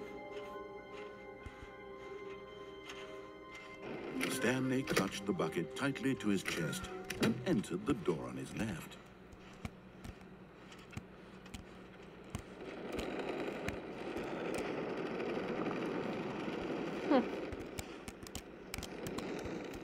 Still no one was here. Stanley needed the bucket's warmth and comfort now more than ever. Perhaps his boss's office. Stanley, we must move on from this broom closet, simply because I have no remaining stickers. If I did, you can guarantee... Coming to a staircase, Stanley and the bucket walked upstairs to the boss's office.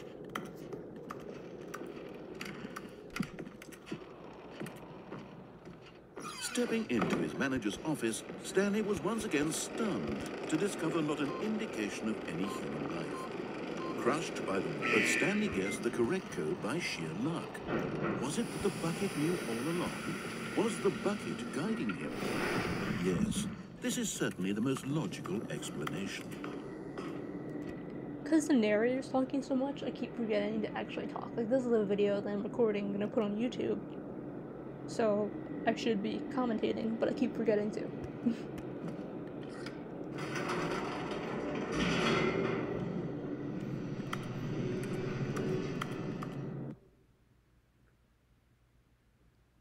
So sorry about that.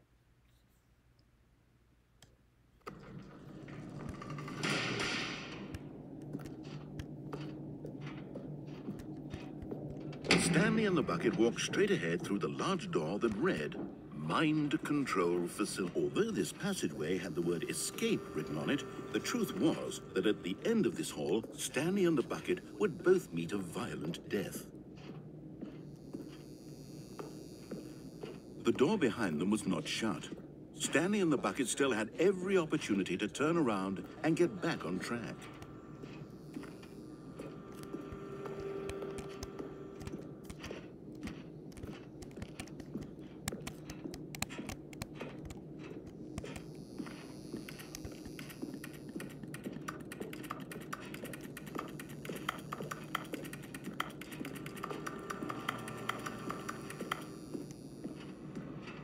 But of course, Stanley and the bucket thought better of it and realized they simply had too much to live for.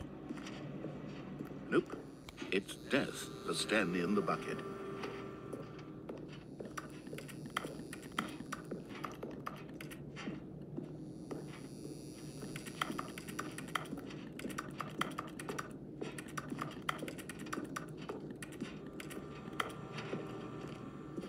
At this point, Stanley and the bucket were knowingly walking forward into a very painful death for each of them.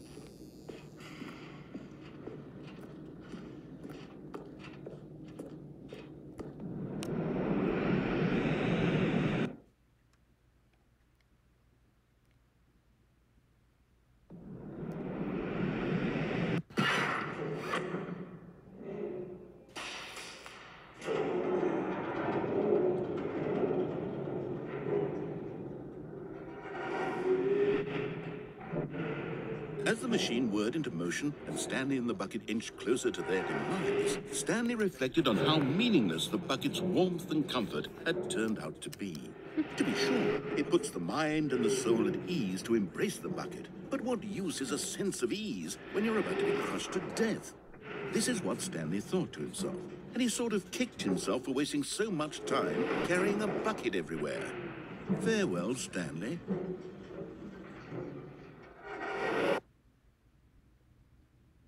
Farewell, Stanley, cried the narrator, as Stanley and the bucket were led helplessly into the enormous metal jaws. In a single visceral instant, the bucket's life came to an end, as it was crushed violently to death. No, bucket. Bucket's fine. It was a shame, the death of such a magnificent bucket. It's true that all buckets are radiant in their own way, but this one stood above the rest. It was a glorious bucket to behold. What? R.I.P.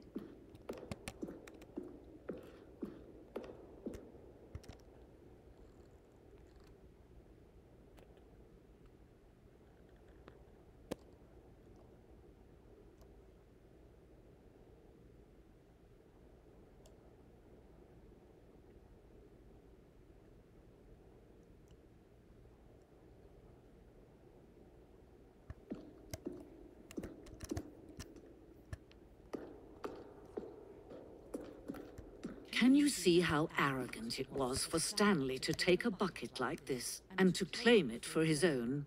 Can you see the hubris that blinded him? Can you see that the bucket is far more noble than Stanley will ever be in his short life?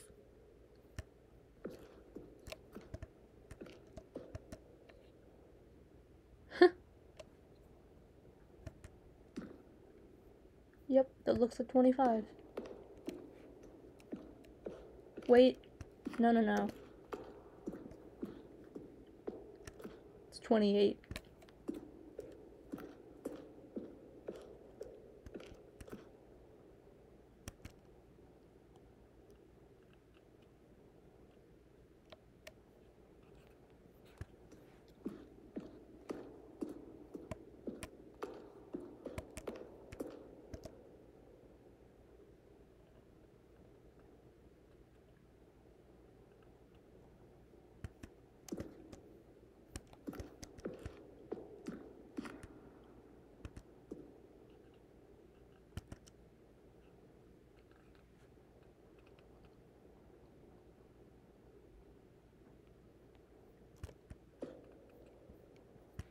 Distress bucket.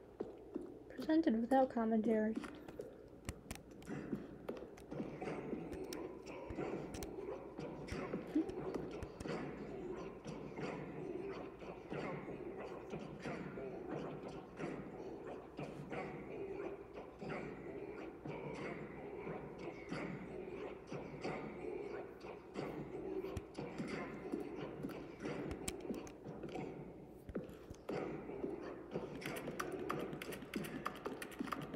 No man can own a bucket, and certainly not a bucket as dazzling to behold as this one. It is man who should kneel before the bucket.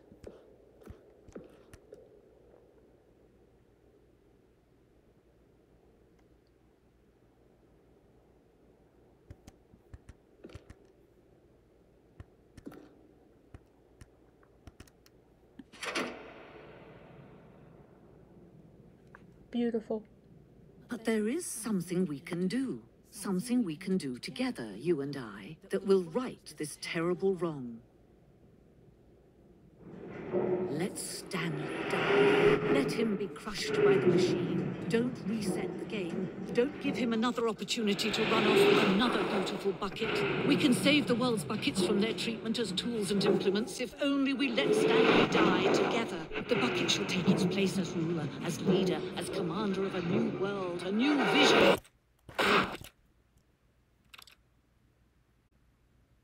Yeah.